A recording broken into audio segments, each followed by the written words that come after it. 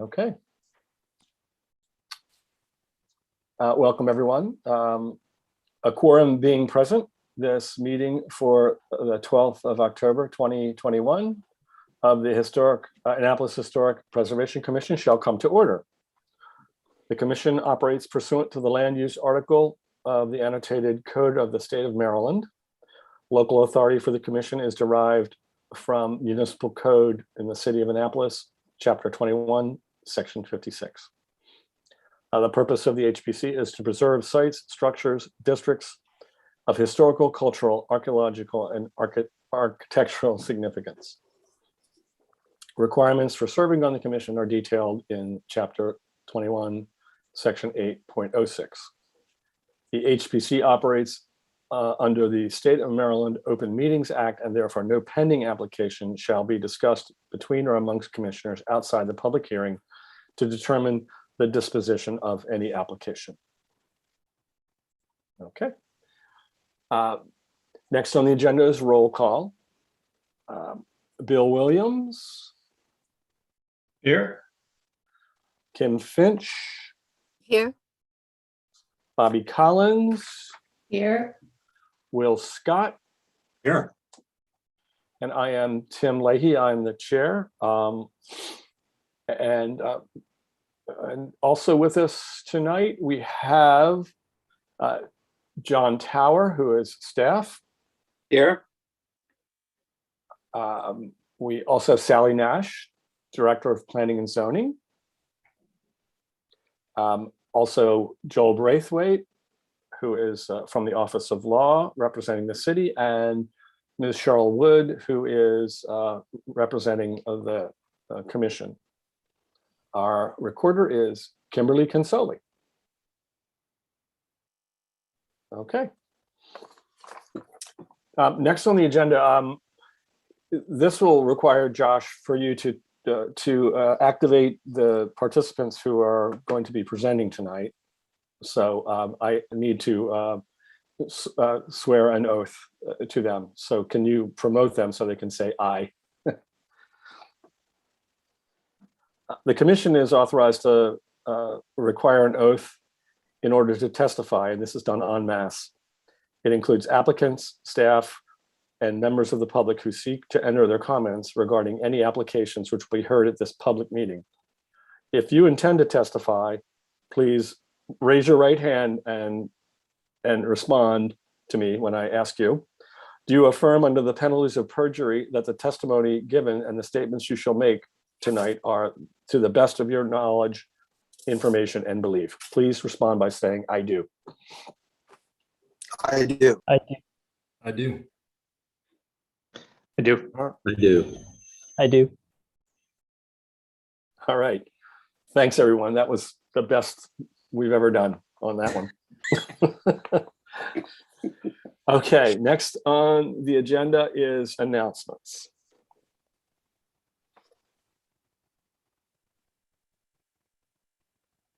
And you can. Tim? Yes. This isn't really an announcement, so tell me if I'm off base. I did have a conversation with a neighbor who lives across the street from the Legislative Services Building with a little more information that he developed by going to that informational session. Should I mention that here? I think it's appropriate to discuss a new project which we've been aware of. So yes. I'll be very, very brief. That's fine. Because I think the salient points that I learned from him is that the building seems to be intended to come all the way to the sidewalk, maybe even to the curb. And there seems to be at this point no landscaping plan. So it looks like the few trees that are on the site would be removed and not replaced. He has some of the history on other state building projects around the Capitol, and they have been able to encourage the Maryland Historic Trust to support them even when they don't seem to be exactly preserving the historic fabric. Mm-hmm. So I don't know what we'll ever get out of them in the way of compliance with us. or participation with us. Yeah. I'll tell you what. Well, I can speak to that a little. Well, John, let me, in the interest ahead. of moving forward, Yeah. let's talk about that under administrative business because Great. we've been tracking this project, but thanks for bringing it up. Any other, John, any other announcements? Well, there's one positive announcement for preservation outside of the historic district. There was a ribbon cutting for the Universal Lodge, the Masonic Universal Lodge on Clay Street. And the exterior of that building is going to be rehabilitated, and that will save the interior of the building, and certainly points for preservation. Part of what made it possible were community grants, and Teresa Wellman. Michael Dowling is the architect. I worked on it for a couple of years, but the biggest point of all really is the lodge got landmark designation, and that is what made it all possible, because I'm not sure what might have happened otherwise. And so there are other efforts that are beginning to, for instance, look into landmark designation for the African-American resource Hoppy Adams House in Parole. And I think that's really exciting. Anyway, I won't digress, but No, that's there's okay. preservation. And these are landmark preservation designations outside. landmark designations by the city of Annapolis, and that trickles up into importance for any historic district or commission. Okay, thanks, John. You're welcome. All right. Next on the agenda is approval of minutes. We have one on the agenda here, September 14th, 2021. Do I have a motion to approve? So moved. Second? Second. All in favor? Aye. All opposed? All abstained? All right. Next on the agenda is new violations or status of active violations. John, can you give us an update on violations? We had one violation. It was fairly minor at 7 Church Circle, which is Reynolds Tavern.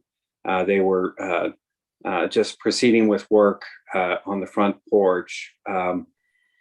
And that was stopped. But I will say that even though the manager of the building was working through the applications, he called Maryland Historic Trust, who has an easement on the building. It's so significant.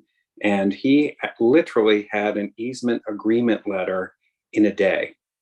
So kudos for MHT for that. I was pretty impressed. I didn't think there was a chance of that happening. And so he very quickly got a certificate of approval and was able to take the big fluorescent green stop work order off the building. All right. Commissioners, any other questions about violations around the historic district? There is a sign on State Circle, one of those sandwich board signs, pointing people back towards Maryland Avenue.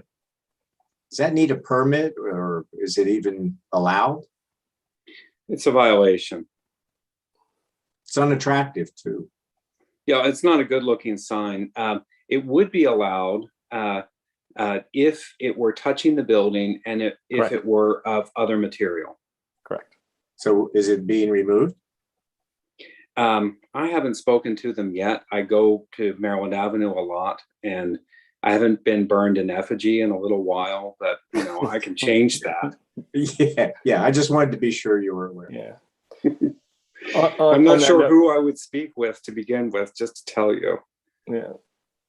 On that note, I did have one question looking at minutes about the the plastic boxes around for salty dog and those things. I still do see them around on the sidewalks. The newspaper, the old plastic newspaper racks, which still seem to be not collected. Yeah, it's moving forward. We're getting closer and closer. All right, I saw one next to, across from Hobo the other day. Oh yeah, they're still there. But Do they will pop them come out. back up, John? If you take them away, do they put them back? I mean, and they're empty. That's the weird. Well, they haven't been removed. I can't remove them physically until we go to another step forward. For instance, is it Gannett Publishing that owns USA Today? and the Capitol? And No, they don't. No, right. Well, never mind. whoever it is who owns the Capitol, we're in touch with them. Tribune. Also. Yeah. Right, Tribune, and it just moves a little slower, but it is moving forward. Okay. All right. Other questions from commissioners? All right. Next on the agenda is consent docket. Nothing on the consent docket tonight. All right. Next on the agenda is new business. First is 60 College Avenue, St. John's College. So Josh, can you promote the folks who are registered for St. John's College?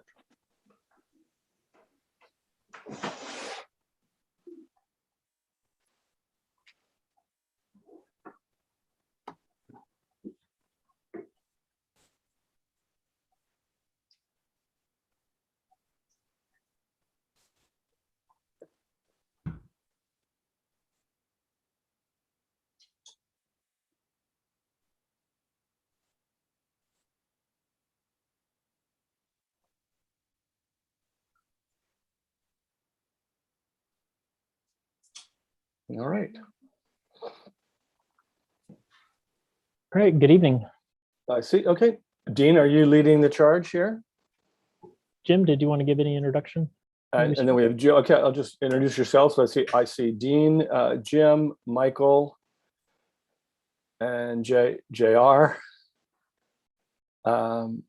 Is Nelson on your team as well? Yes, Nelson is with us. He is our civil engineer, here Okay. to provide any commentary on any civil or zoning comments that may arise. Great. I love your background, Dean. So thanks for joining us this evening, and thanks for all your participation in this process. There's Allie too. Hi, Allie. So we believe you've done a great job in getting us to this point in the application. This is the public hearing.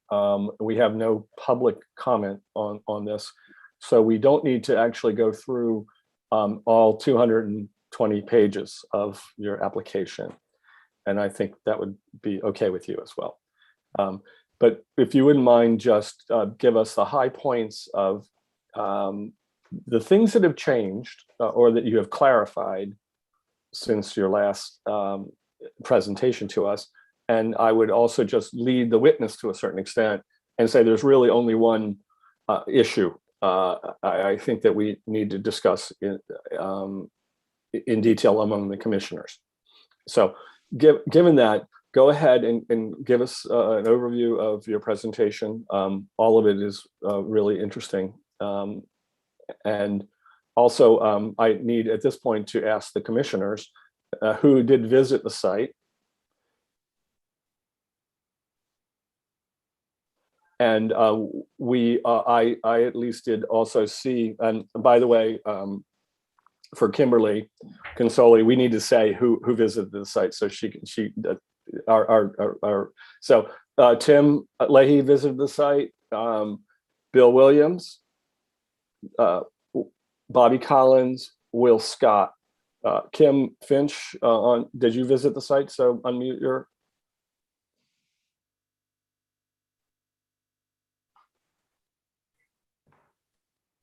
Okay. And I want to express my thanks to you for providing all of the detail of the samples that you provided. And I was there today and spent like half an hour there just walking around. But so thank you very much for all of the detail you provided on that, and that helps the commission make their decisions. So with that, I'll turn it over to you. So Dean, you're on. Great.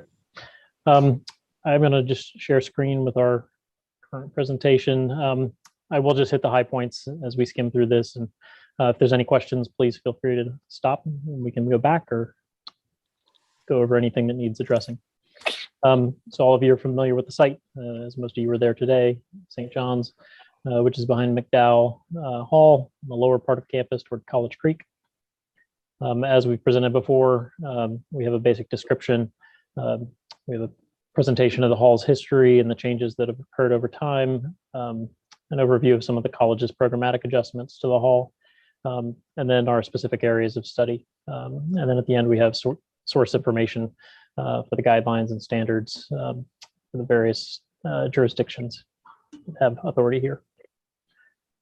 So we know the hall location along St. John's Street. And for those who this is new, the original hall shown there on the right in orange. The green is the 1988 edition, and the blue components were added in an addition in 2001. Starting along St. John's Street, the entry doors to the loading area behind the stage house are not original anymore. They were changed out in 1988. Replaced the original mechanical doors, replaced with a fixed steel wall system. On the south, east corner, the addition of the conference room can be seen there on the left-hand side. You see the existing loading dock and the original loading dock on the right. Along the east elevation, you can see the addition of the 1988 art gallery, which extends into the campus here on the north elevation. You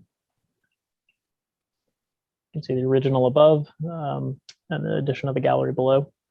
As we've addressed before, the 1988 edition also included a new entrance there to the right-hand side of the auditorium lobby, and along the west elevation, which is out of the scope of this project for completion. Overview of the college's programmatic adjustments to the hall. The college is basically making changes along the auditorium lot. Pardon me. Auditorium.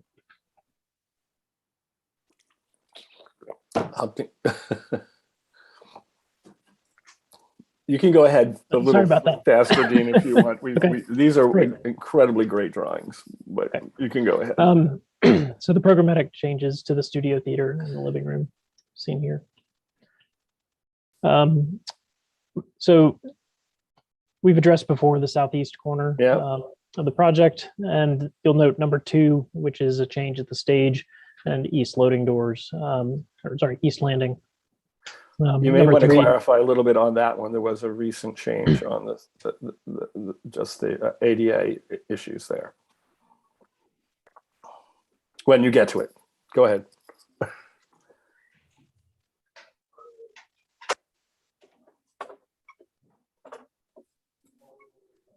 Dean, I think you're still muted. Apologies. We've discussed the loading dock doors and the changing of a curtain wall here inside the existing masonry opening, and accompanying details have been provided for that to the HPC. And also they include a new trash enclosure on the loading dock itself.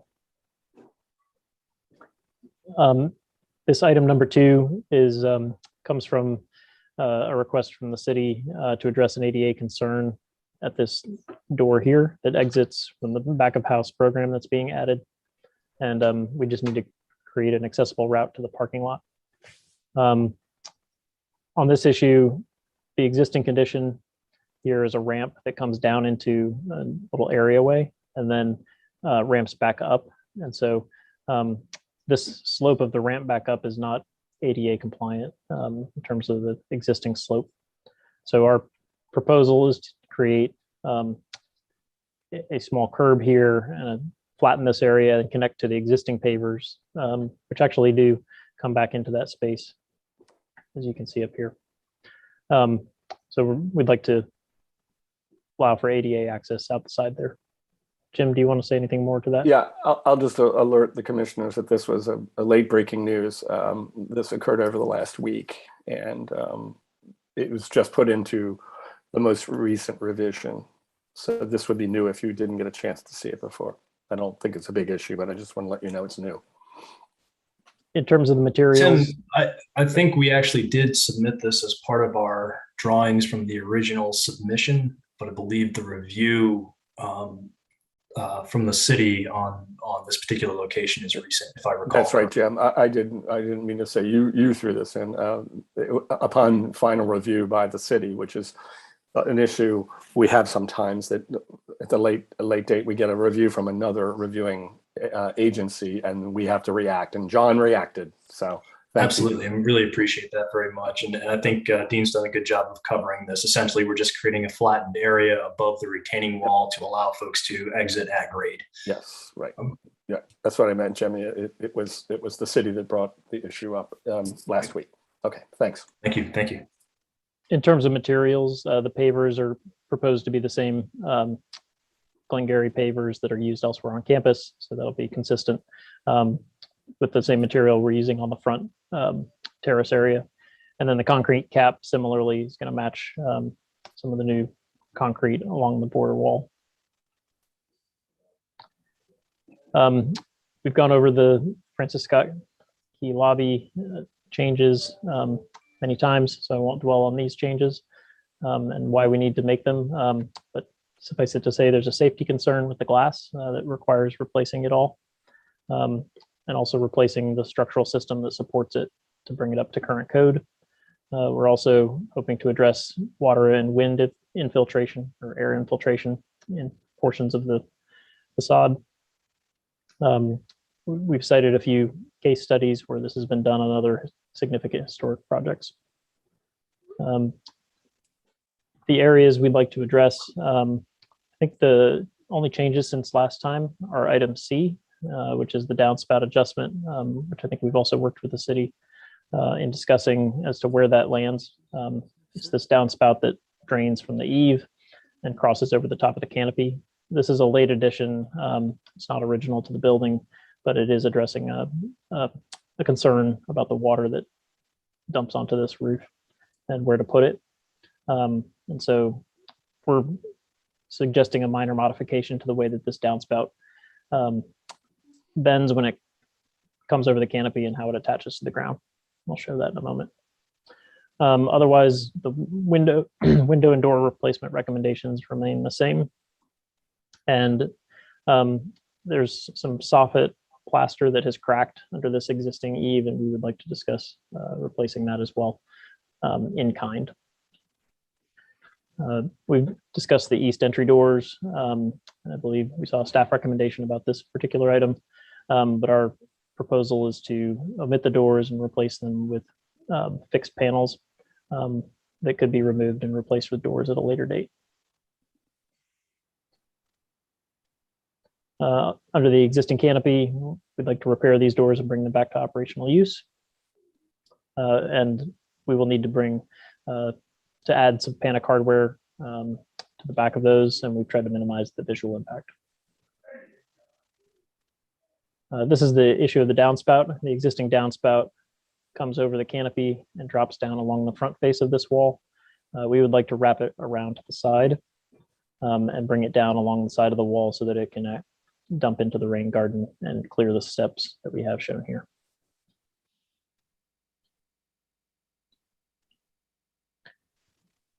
The materials, which I think you may have seen on site, are for the replacement storefront system, are pictured here in the bottom right. And you can see that we basically have been able to match the sight lines for the 2-inch mullions. Details of that. This is the cracked plaster I mentioned under the soffit. And we have proposed plaster, and this is some of the existing, which is darkened over time due to age and also water by the look of it. Along the 1988 edition, we're proposing the inclusion of new doors, which we've gone through several iterations HPC on. And this is the summary of all of those changes. Okay, and in a rendered condition. And we won't go through all the relevant standards, guidelines, definitions at this time, but if anyone wants to dig into that, we're more than happy to. All right. Well, thanks, Dean. Do any of the commissioners have any clarifying questions regarding the presentation so far? If I may. Yeah, of course. Page 37, your downspout where it wraps around the wall, actually appears a little cluttered to me. Is there any way to actually just take it through the wall, then come down the face rather than doing the wrap? Jim, I'll defer to you on that. I think this is an existing structural wall, though, and I don't know that there's actually any cavity to be able to come down inside of it. Yeah, No, to I don't minimize. mean down inside, I mean come through. Oh, just poke through it. So we don't have it on the face of the building. It would be hidden, I believe. So it's not coming out here. Yes, say about where you have it dropping it right now, come through approximately that location. Mm-hmm. I think we were attempting to avoid disturbing the existing brick facade at that location, the existing fabric of the historic historic wing wall. I understand. It's just, I look at it as if that wing wall was a clean element in itself, and now it's been sort of tied down by the downspout. It's kind of being strangled. It's an interesting combination of or a challenge. We don't like to destroy a historic fabric.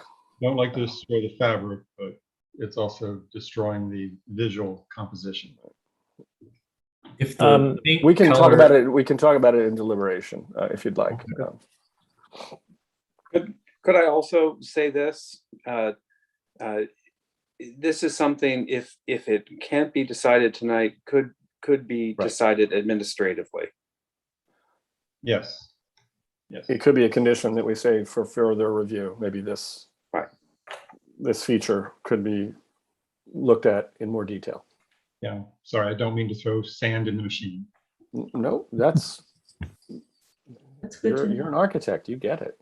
So, okay. Other clarifying questions? All right. So I'll turn it then over to John for your staff report, please. Well, when I wrote the staff report, I was quite surprised to see that we started talking in January of this year. So it's quite a few meetings, quite a few emails, and this has been a great group to work with. And I really have to commend them on the progression of the replacements and how close they've been able to come with the curtain wall and replacing in kind. It's a good effort. By the way, I So just want to, don't mean to interrupt. We're just focusing on these particular components. We will move on to the landscape aspects in a minute and then ask for clarifying questions. So we've kind of chopped this up. So John, comments on, it maybe, in fact, kind of. Well, I can be very brief about this. Well, I kind of made a bit of a procedural mistake. Maybe we should go ahead and see the full presentation from the applicant and then ask for your staff report. Is that Okay? Yeah, that was my fault, because I know we now need to go on to talk about all of the landscape stuff. And then John, your staff report will come at the very end. Sorry about that.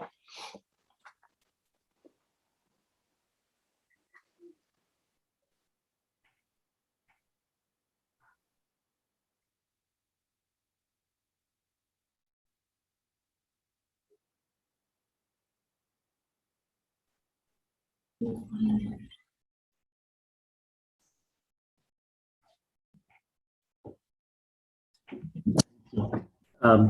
can you hear me, Michael? Hi, Michael. Thanks. There really are three things here that I think are worth pointing out. There's one little clarification. There is a removal, and then there is some information on plantings. And unless you feel otherwise, I would probably just scroll through these and point out those three things. That would be great. And I think there was a change in terms of the structure of the wall, the part of the wall that changed for specific site reasons. And maybe you can jump to those. Oh, okay. Actually, I'm a little baffled by the wall change. So you might help me on that. I do know that we clarified a drawing. It was always the intent. The last one you saw did not show this step in the wall. These, both the wall that contains the planter area has always been level as the seat walls, but in the earlier drawing, it did not show this step. Tim, is that what you were? No, I thought there was a change having to do with the tree preservation. So that's the second thing I mentioned, and that is that's what I was talking the about. bench.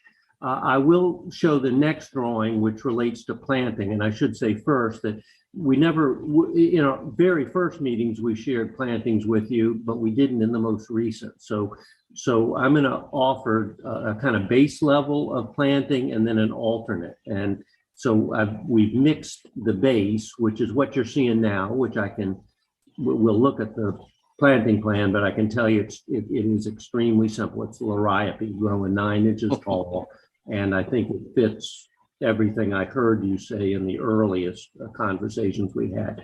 But we did want to offer an option, and there are two components to that option. And you're looking at the first one, and that's a small tree in that corner. It's intended to be a winter king hawthorn. That's a deciduous tree. It gets to about 25 feet tall. It would be headed up.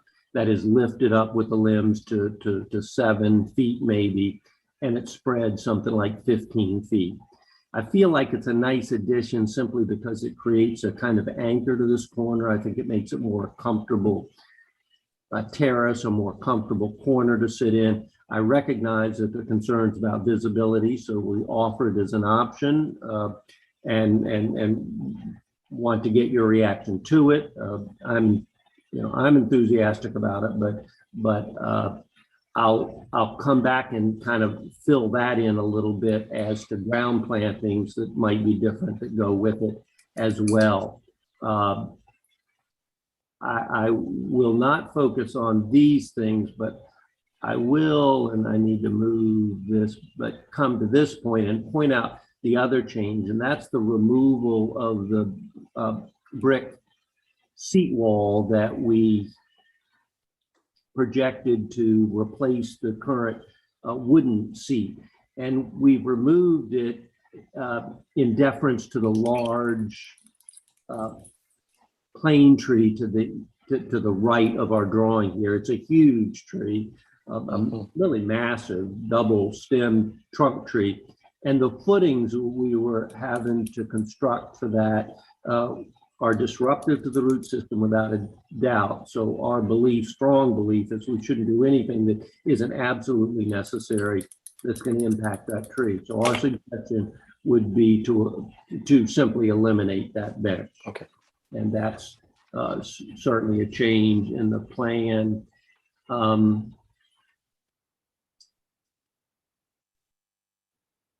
that is noted. Okay. Right here, and maybe, yes, so now I understand. Thank you. That's what I was afraid. Okay. That's exactly right. And no change here. This is in the base proposal plan for the planting of the planter, the view as you know it. This shows the tree as it might be and some different ground coverage, which I'll share with you in just a minute, but that's a rough approximation of that winter king hawthorn, which I should say is a deciduous tree, one of its beauties, and it's a native. One of its beauties is the berries it produces wintertime which are persistent through most of the winter and are bright red and quite a beautiful winter look. So if it's okay with you, I would move to the plantings, and under the basic proposal in the, make sure I got this right.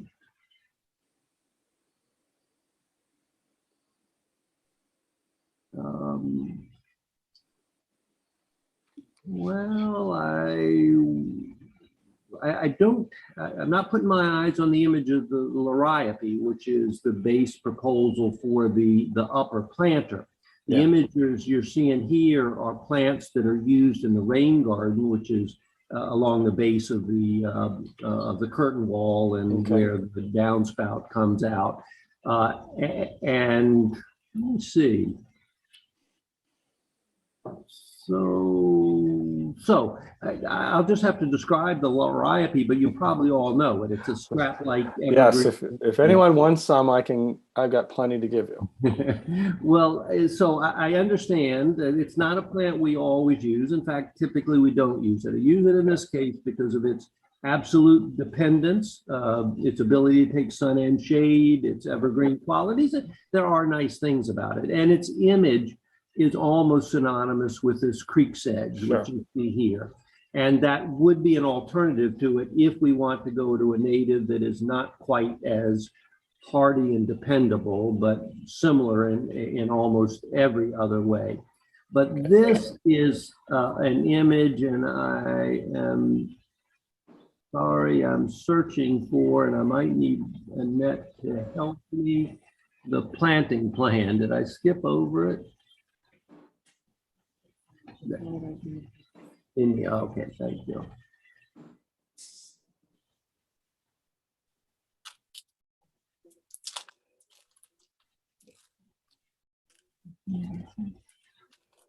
Thank you, I'm sorry. So the base proposal is extremely simple, and that is that bed filled with liriope and the more variable ferns, rushes, in the rain garden there. The alternative with the tree in it, it maintains the liriope along that southern edge with the winter king hawthorn in the corner. It uses then a dwarf variety of little blue stem that gets up about 24 inches high, and then a sumac called Grow Low, which also is about 24 inches high, and it is a deciduous, in that case native, although it is a variety, native low shrub, and then rushes and ferns in the lowest portion of the project that is will stay below eye level. And in more shade. So the issue I think that I would call out to you is that we do have a plant here. It adds a little visual interest. It adds a lot of seasonal interest, but it is 24 inches high, so it will affect the view a little bit. We feel it's a richer palette, but offer it to you as an alternative to a very simple plan that stays down at 9 inches. Okay. All right. A little about the materials. I think we've seen the materials in terms of the pavers in the plaza are brick on end, right? That's vertically right. inserted, which is a defining feature of this particular new plaza. So those are 3 by 12 inches. They're stretch paver. They're stretched, okay. Permeable, and they are in this color, not in this pattern. The pattern is very simple in an offset bond in this pattern, but in the ranged terracotta, which blends quite nicely with the Glengarry, which is the standard college paver laid flat in the 4 by 8 configuration, with a sand swept joint. Okay. So any other questions about the plaza from commissioners in terms of clarifying questions? All right. Now we'll go to our next step. I apologize for this. So John, now for your staff report, that would be great. Well, to continue, staff recommends conditional approval of the project as consistent with guidelines C1, C3, C9, D1, D16, D18, Secretary of the Interior Standards 4, 6, and 9, and E1. And I had one conflict, and that is that I do not recommend approval of the replacement of the east facade's original doors due to its conflict with D16. And I've mentioned this before in different meetings. I'm just not a fan of replacing original features, but let me read D16 so that everyone's aware of what it is. Historic and replacement windows and doors. Historic windows and doors shall be preserved in place unless documentation that justifies replacement for the historic material is provided. When deterioration is too severe for the window or door to be practically restored, new replicate windows or doors shall be fabricated. Yeah. Okay. So thank you, And John. otherwise, I think it's a fantastic project. Okay. So good work. Yeah. All right. Does anyone have questions? Actually, we can just move on a little bit. The next is are any members of the public. We did not receive any written requests for public input. And also, we now have the opportunity for people to sign up if they want to speak. And we did not receive any requests in advance for that. So that being said, the public comment is closed.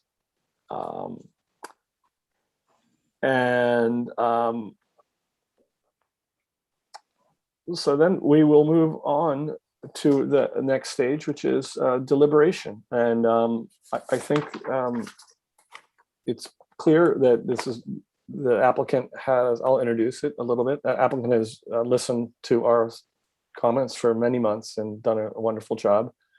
And most of the components are seem to be in compliance. We only have one thing to talk about, I believe, in detail, but I'm certainly open if anyone else has any other comments. So I'll leave deliberation open to commissioners. Who wants to go first?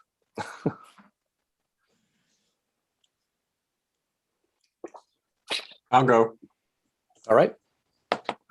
I too am very impressed by the cooperative nature of the applicant team. I think that they listened carefully, they responded thoughtfully, and I think they've produced an outstanding result. So thank you. Okay.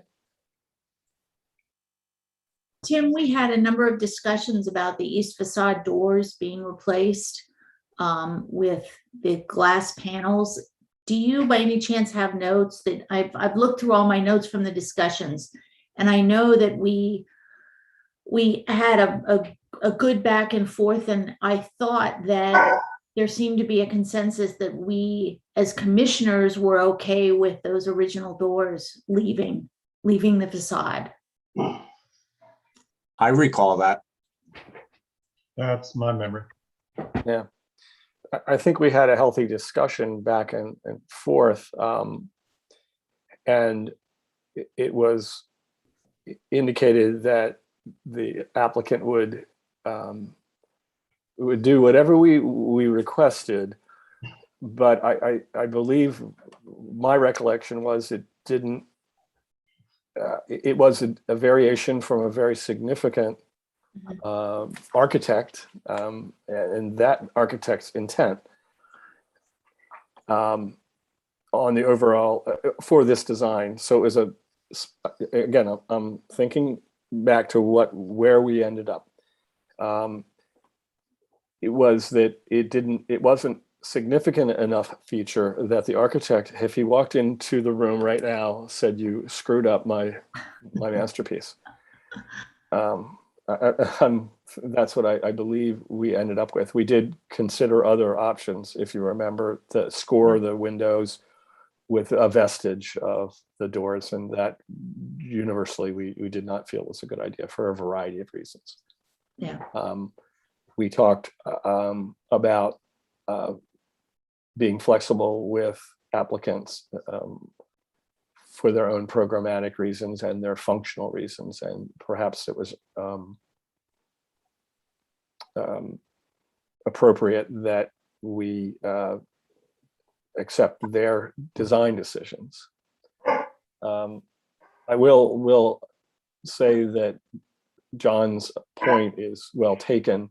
This is a very significant guideline. It's one of the few that actually says shall. So we don't do this lightly. We don't ignore this lightly.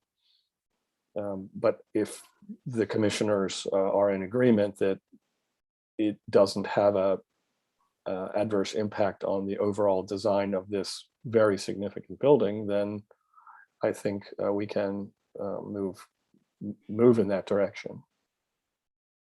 And I don't see any. Kim hasn't chimed in yet. Kim, can you unmute yourself?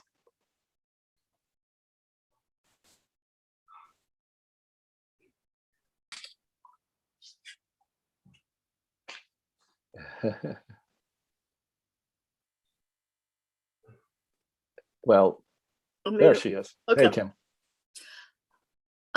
Tim, I think I remember this discussion similar to what you did, and we felt that if they were put in as solid panels at this point, that was reversible in the future. Mm-hmm. Yeah, I agree. So that I remember that it seemed acceptable to us as a group because it could be reversible. Okay, that's a really good point. Yeah. Yeah, I want to reiterate that anything we said during the pre-app could be reversed, but I think we're all on the same page right now. I thank John for bringing up the fact that this is a significant feature, but we have some leeway as commissioners to approve it as presented. All right. Other comments or questions in terms of deliberation? Would this be the time to talk about the downspout, or do we put that? Of course, I postponed that. Yes, if you'd like to. And the two more things, actually, the downspout, and then what are your opinions about the two alternates on the landscaping, the more simple, which we're seeing actually on the screen right now, versus a tree and additional landscaping. So go ahead, Bill. What are your thoughts on the downspout? I know the downspout is a minor item in the whole building, so it seems a little odd I'm picking on it. But in my feeling, the way it wraps, as I said, that kind of strangles the verticality of that element. It's also a round element, and it's probably the only round element on that entire facade, which makes it even more obnoxious. Wow. If the downspout was to go, say, through the wall as far back as it could, and the leader to the ground, the drop, was actually a rectilinear element, which you can get rectangular pieces, it would be, in my opinion, more appropriate to the design motif of the building. And extremely minor, I know, but Yeah, sorry. it's Yeah, going to Will? bother me every time I go out there. Yeah, Will. I actually went, Bill, I'll be straightforward. When you first brought this up, I thought, that is really minor, but I think you make a good point about the form. I will agree with John that I would not destroy any of the original fabric that was not of an overwhelming necessity. So I don't agree with puncturing the wall, but I do think that the rectilinear form of the spout and the down tube would be an improvement. It would make it less noticeable and make it more harmonious with the overall design. So I would agree and thank Bill for that suggestion. Yeah. Well, can we do it without doing the wrap, even if it's coming down the edge of the wall and then turning in? So we don't have that wrap up high. I think if I may speak to that, I'm wrong about that. Yeah, can you toggle back to I was going to just say, can we see the picture again? That was page 3. absolutely. And actually, it may be better illustrated in the construction documents if it's all right, as opposed to the illustration. But we can certainly start with the illustration and work our way through. It's funny because this little corner keeps on popping up. You can see the new stairwell from the inside, the new stairway from the inside. It's a for such a minor appearing item, it's a very significant. Yeah. So Okay, I see. I'm not sure that the rendering picks it up quite well, but the product data that we submitted for this application, we are suggesting a square profile downspout in this area. The wrapping, and unfortunately, it's we may need to make a clarification here that there is a gutter that runs along the long edge of the metal canopy that projects out from the face, and the downspout actually attaches up underneath that and then wraps around. And I can show you that in the in our construction drawings, if you will. Share this. Please let me know if you can see my screen. Yes. But this is kind of looking elevation wise at that brick wall. This is the canopy that comes out, and actually what happens is the downspout that's on the other side of this wall that deposits the water from the upper canopy drops that water right here on top of that metal canopy out over the building entrance, which then slopes to this gutter, which is attached to the side. And so really our downspout would kind of start down there and then wrap and come straight down. And again, we're recommending a square profile. Okay. Okay, I feel a little better. I do too. So, Jim, in the meeting that I had with you where we discussed this, I said that line sets, gutters, sometimes they're approved with the condition that they be painted to match the adjacent material. And I'm just putting it out there as an idea. We're open to changing the color if that's a desired impact or a desired condition. Right now, we've elected to paint it the same color as the canopy material to keep that all consistent. Yeah, And I'll chime in. I'm fine with that, actually. I think that's the right decision. It's a material that's different than the brick. I would not try it. The nature of this building is, very strong contrast of materials, glass and brick and metal, and it's metal, so keep it. So it delineates the downspout, it delineates the function, and delineates the metal. Yeah. So it's Fantastic, thank you.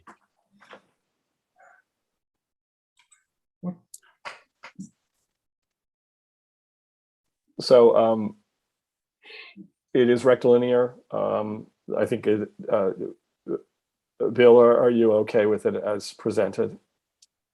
I will live with it. Okay, good. I hope so.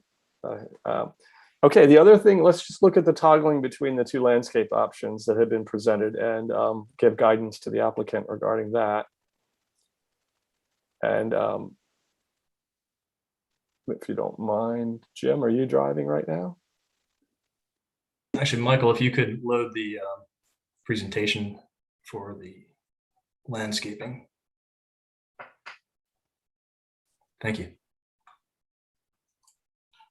And perhaps I should say sometimes, it doesn't have an impact on our guidelines specifically, or are we okay with either, or do we have a preference? That's why I'll present that. Bill or Will?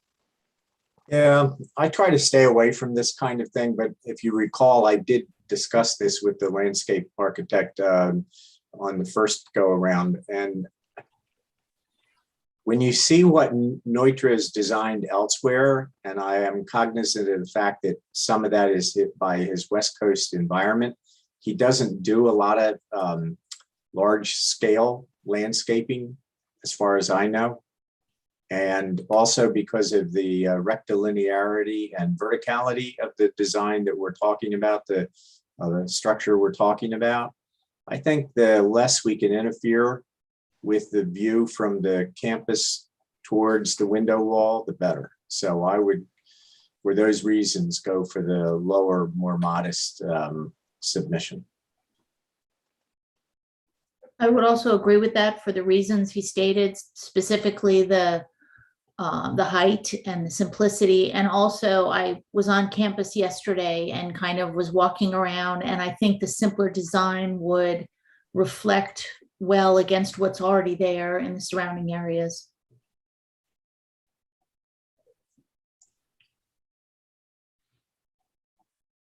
Anyone else? Yeah, I know we can look at guidelines regarding obscuring features, historic features, and also landscape shouldn't, we shouldn't compete in any way with the design. And I think the simpler design reinforces the strength of this facade.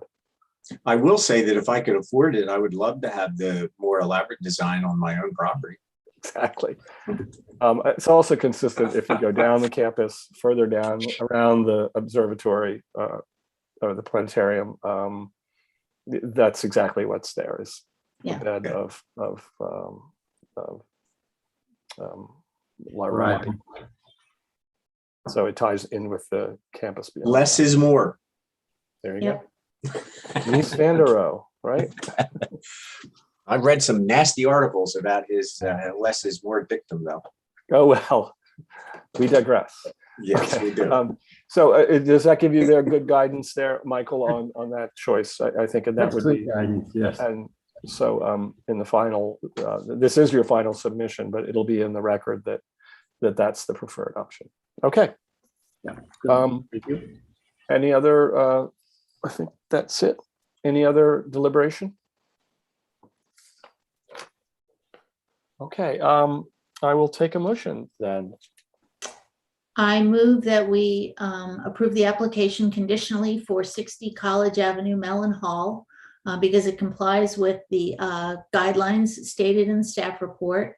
The only, the only condition is one that seems to be in just about every application that we approve, and that is that the applicant shall schedule the city's consulting architect to conduct archaeological monitoring to coincide with the commencement of the excavation of footings. And we just need to get their agreement that that condition is acceptable.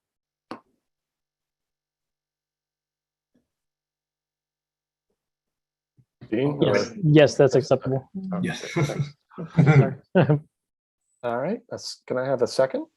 Second. Second. Okay. All in favor? Aye. Aye. Aye, that's everybody for you, Kimberly. Opposed? Abstain? All right. Thank you very much, everybody. Thanks, everyone. Thank you so very much. Appreciate it. Looking forward to seeing it under construction. One last comment, if I may. Of course. I wish that all applicants would be as cooperative and as thoughtful. Thank you. I We concur. hope to work again Thank in you. Annapolis. So thank you all. It's been a pleasure. Thank you so much. Okay. Next item on the agenda is 150 Gorman Street. It's a garage, isn't it? It's a small project. This is their first time in front of us, so please introduce yourselves. And who do we have? Eileen, are you? I bet you're in charge. Let's see if we have the rest of the team here. Are Ivan and Bryce on? see And their we have names. Sally and John. So I think we're all here. Well, great. We are, first of all, very Well, excited. Eileen, I'll go ahead and cut to the chase a little bit. You again, like the last applicant, you've been a model applicants working with us through many months, and it continues to be a successful relationship, I think. There have been a few things that have changed rapidly in the last 2 or 3 weeks. So I think that for our presentation this evening, we can, and thank you for those changes that always, again, seems to progress further. It's a little exciting for John Tower to absorb all of this and to get it out to us. But I think it's been very positive. We don't need to go back to the beginning. All of the presentations are in the public record from the pre-applications. So you can focus on what's changed or what you've clarified in the most recent application or the most recent revision in the last few days. That would be, I think, appropriate for all of us. Okay, that thanks. we will be doing very briefly. And Bryce and Ivan, you want to share the slides. We've had, next slide, please. We've had, since we have met with you in July, there have been 6 work sessions with council, Ward 1, the businesses. All of them have put input into what we've seen tonight. Next slide, please. We've also had quite a bit of input from the residents walking the site. Next slide, please. And very importantly, has been the movement toward entitlements. Primarily the meeting we had with the historic preservation, which was the 4th work session we had with you, where there was a recommendation to move forward with the schematic design. And then the next slide, please, the Planning Commission. There have been 3 meetings, 3 work sessions with the commission. The commission, again, is charged with the site design approval, building mass, scale, and character. The areas that Bryce and Ivan will address tonight, the areas of discussion that have been taking place with the commission: window proportions, lintels, solar energy opportunities, greening of the garage, and some request for there to be exploration of the feasibility of a bathroom at the garage. With that said, we were delighted that the commission last week on October 7th approved the proposed garage site plan. Yay. So the next slide, now I turn to Ivan and Bryce to go through the details of all the hard work they have been doing with the city team. Yeah, thank you, Eileen, and thanks for the opportunity to present again here today. Chairman, will definitely take your lead and kind of focus on kind of the main changes. Some of the changes that we'll be spending time on were requests that came in based on our initial discussions with the Planning Commission of slight tweaks and updates. As Eileen mentioned, they are more related to things on the outside of the building. So, and Bryce will go into some of the updates to lintels and window opening sizes. The others were related to the ability to include more green on, be it through green roofs, plantings, and vines, etc. We will go through. We'll have a couple of slides just showing kind of where we've been able to incorporate some of those features. Though, as we mentioned when presented to the Planning Commission, we are limited to where we can incorporate kind of green roofs and things of that nature due to the height restrictions. But we have included that where we can. So we're trying to be as responsive to input as we can be throughout the process. So I think we also have some updated view sheds that were requested last time that we'll go through. So with that, Bryce, I'll hand it over to you and we can to spin through. Great. Thanks, Ivan. Good to see everyone this evening. Thank you. And I do want to thank the staff and the whole team that has been great to work with. And I think I probably made it more challenging than ever for John and Sherry in the last 48 hours with drawings flying around. So I really appreciate your help, and Sally Nash and the entire team has been great to work with. So we'll go through these relatively quickly, and let's focus on the revisions and the things that are new. In regards to the site improvements on this next page, I'll simply mention, that we had modified the curb at the street in order to allow the traffic turning radius that we felt was important. And we went over all of the improvements to the site. It will be a much better, greener situation than we have today with Hillman, certainly, as we're instituting and incorporating the latest technology of Silvacell for the planters and storm water management around the building. So I think that's all very much a plus. Next slide. And in terms of the landscaping, and Mark Pelosi is on the call if we want to jump in this in more detail.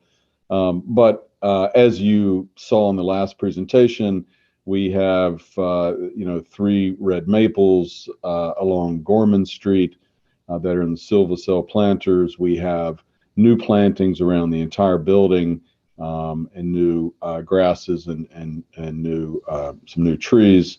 And we're also proposing something that the Planning Commission pushed on us rather hard, which was to incorporate more greening wherever we could. And so you'll see later in the slide deck where we've added a couple small areas of green roof on top of the stair elements. And we've also added some vines on the building east and west where we have solid wall. And we think it's appropriate to make that as green as we can. And we hope that'll be successful. We have good examples in Baltimore and Annapolis where Mahan Raiko, our landscape architect, has been very successful with that, growing on a stainless steel system. So next slide, there's you see the red maples. Next slide, some of the grasses that we have. I think it's going to be very pleasant all the way around the building, and a marked improvement. Next slide, Ivan. And in terms of the garage design, and we can roll right into it. Next slide, please. The major changes that we've made, and I feel it's been in the spirit of the comments we've got from HPC, and the Planning Commission had some comments very much so on the architecture. And specifically, we have narrowed the window proportion in these facade elements and kept them basically the same height, but we're able to get a little bit more of a vertical proportion for the windows, which we think has been successful. We've also worked hard to perhaps better render the brick facade components, and you'll see that later in the deck with more of a close-up where you start to see the 1-inch proud projections of a couple of the courses and the lintel above the windows and the window sill. That I think is successful. We're very happy with these changes. We think it's become better with the feedback that everyone has had. You'll also notice the solar canopy on that previous drawing, or this next one shows the extended solar canopy. That array has been extended by 1 bay towards Conduit Street. We have confirmed that you do not see this from the street any more than you could have seen the canopy before, and so we think that's fine. So we'll get more solar collection, and this entire solar array will really face, if you will, be slightly angled towards Duke of Gloucester Street, which is our southwest orientation. Next slide. Hey, Bryce, again, real here, quick, can I interrupt real quick? Just Yeah. we'll come back to it. So you confirmed you could not see it, that from the Conduit Street side. That's the view shed that would be important on this extension of the solar array. Yes. Yeah, you wouldn't see it more than this extension here to the west is no more visible than the rest of If rest you're of standing this. on Conduit Street, looking between the Man Tavern and the And City Hall. and the Masons, it's the two buildings. Oh on yes, Conduit yeah, Street. yeah, correct. Okay, that's important. Okay, Right. I'll believe you, I guess. Okay. and someday you'll see it in person, of course. So next slide, Ivan. And of course, along Duke of Gloucester Street, again, the aerial, which is helpful for us to put it in context, even though we don't view this particular view. But again, you see the extended solar canopy primarily here. That is the only difference. Next slide. And then from Main Street, I think you start to perhaps best see the window proportion and how it certainly works better with Main Street. I think it's fair to say we have the openness requirement that we're working towards, obviously, and we've been able to maintain that. But I think the extended vertical is helpful with the proportion. So we're pleased with that. You can see, of course, the cast stone lintel at the bottom of the window, the cast sill, and then the lintel header at the top is shown here in brick. And we looked at an alternate in precast, but I think we all felt that in brick, but sitting proud 1 inch above the window seemed to be the best solution, which you'll see later in the deck. Next slide. And then looking down Gorman Street, of course, and you start to get an idea of some of this view angle here. But again, the entries and exits to Gorman Street, the improved streetscape on Gorman Street, that we're very excited about that, with a 5-foot sidewalk and approximately a 5-foot planter width. So an overall 10 feet from the building towards Gorman will be a nice streetscape, and with the trees and the opportunities for pop-ups and all the things we've talked about. Next slide. And Duke of Gloucester, where we have signage for the garage and the entryway, and we've talked about this in the past, but it's more of a level entry into the garage, and with a sidewalk on both sides as well. Next slide. Here you start to see the side of the garage, and I believe we have another image. We certainly do with the elevations. It's our intent to certainly attempt to grow ivy up the side of this wall, and you'll see that again in some other images. But we think that that's a real possibility to help soften the concrete wall there. Next slide. Gorman Street looking towards Conduit Street with the same notes, the bollards at the edge of the garage that allow for easy access in and out.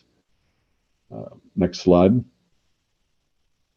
And this was a carryover from before, which I believe we discussed, which was the idea of having a low wall to prevent cars from driving out of the garage. We preferred the openness, as you'll recall. Next slide. And then the idea of the opportunities to activate Gorman Street. And I think all of us, everyone we talked to, is excited about this opportunity. The streetscape, the fact that the parking garage ground floor is in alignment with the sidewalk, making it very easy for future adaptability of the space, whatever it may be. But certainly in the short term, we think for some pop-up opportunities. This image, I think, shows in a little bit better three-dimensional quality the idea of the parapet projection, the belt course projection, the brick header, and the cast stone sill specifically, and gives you, some idea of what this looks like a little closer up. There is a metal mesh that occurs in the lower part of the window to protect people from falling out of the window at these locations. And then you see the top of the stair tower to the right, which we use the lighter material, which we all felt lightens the building to some extent. A So quick question, Bryce. The Yes. finish on that mesh is dark. Is it black, effectively, a matte black? It is. Okay. It is. We'd like for it to be as matte as possible and black. Next slide, please. As the Planning Commission had asked us to look at some additional planters, we did on the roof, and there's not a lot of room. As you can see, it is largely all parking spaces, but there are a couple corners where we felt we could try some pots, which I think we've seen great examples of pots that are doing quite well when you use large pots. And I think the team, it's not irrigated, but it could be watered with the maintenance team. And then a green roof on top of the stair wells as well, just to do as much as we can for our part of sustainability for this parking garage. Next slide. The views from a distance around the building. This one from City Dock, and the next slide, of course, pops the building in, which is relatively minor on the horizon, as we've discussed before. Same image. Next slide, and then from the Capitol, looking towards Hillman, where you see more or less the mass of the building there shown in red, which sits just above one of the roof ridges. Next slide. And from Maryland, from Main Street here at the Maryland Inn, next slide shows more or less where the building sits in regards to this, and you start to get an idea how it's, once you get, above Conduit Street, especially, and even at Conduit Street, you do not see the Hillman garage at all. Next slide. This was a nighttime view, which we had put together, where it was our desire to perhaps have street, small string lights across Gorman Street as a way to animate the street a little bit and give it more of a festive feel, and certainly would make sense with any adaptive reuse or pop-up opportunities that we can find along Gorman Street.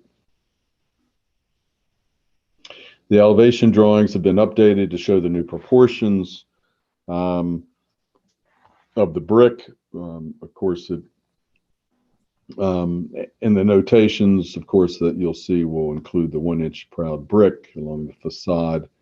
Next image, this is Gorman Street here. Next image, looking from Duke of Gloucester Street. Next image, looking from the east, and then finally the Conduit Street side of the building looking towards the east from the west. And you can see here the ivy on the walls that we're showing, which is our intention to be able to plant that in the ground, grow it up the side of the wall, and see if we can make that work. I think we've made strides in more recent years in trying to put ivy on some buildings. Next slide. The sections, which I think we can scroll through. I think we've talked a lot about height in District Number 2. Facade materials have remained the same, no changes, which are metal, brick, concrete, and precast concrete, as we've discussed, in the metal mesh. That'll be in the windows, painted a matte black. So again, thank you all. We appreciate the input. We're certainly pleased with the design and where we are, and I feel we have a richly textured building for given the function and use of this building and the time in which we're designing and building this. And we appreciate any other input that you have. Thank you. Okay, well, thank you. I need to take care of a little business to accept into the record the exhibits. Let me find my list here.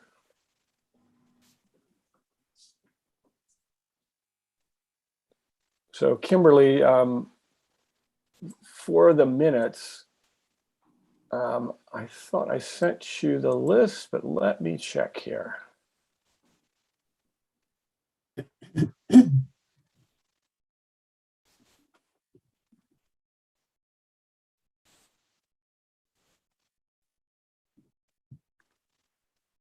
Sorry, it's just taking me a second to find it. Here we go.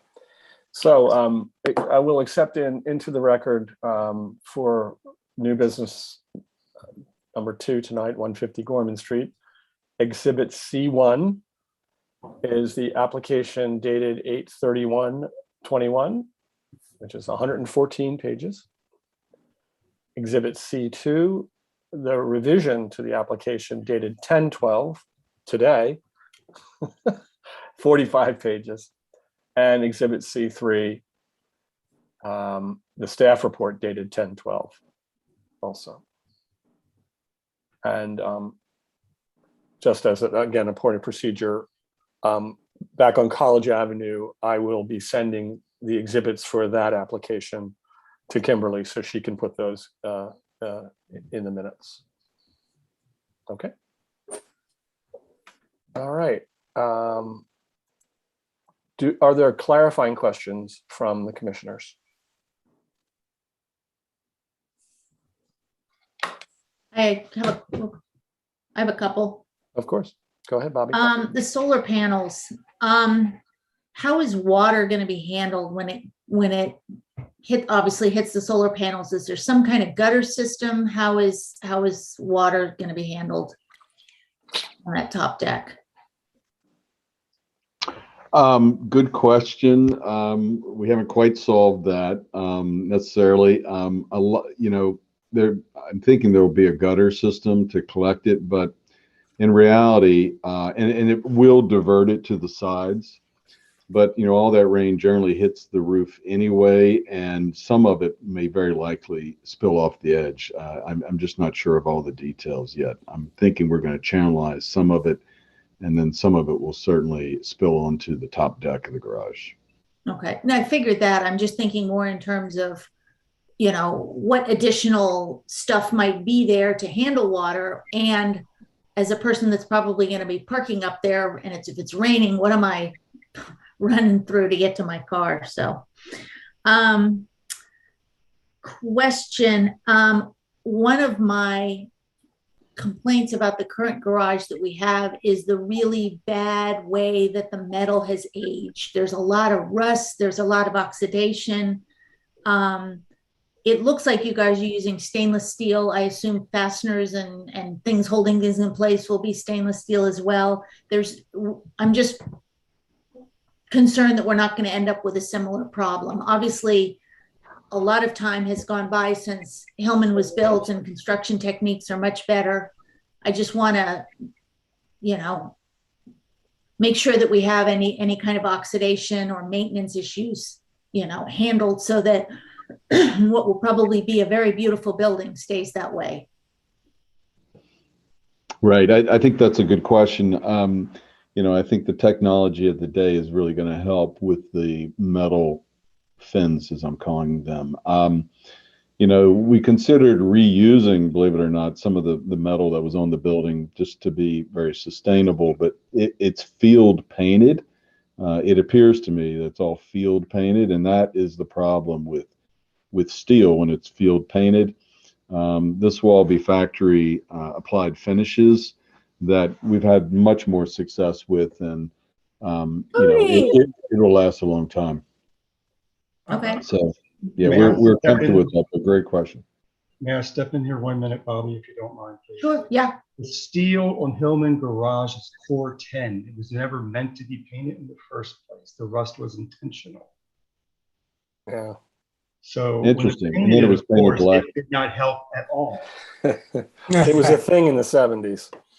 But core Right. 10 is a rusting, self-sealing theoretical product. It always stained the buildings, created something that looked like it was half dystopian. But that's what was used on the building. I think it was about 10, 15 years ago, the city came back and wanted to refresh everything. So they painted it all the core 10. And now, of course, it wants to rust and it just pushes the paint right off, Paint making off, it look yeah. even worse. Right.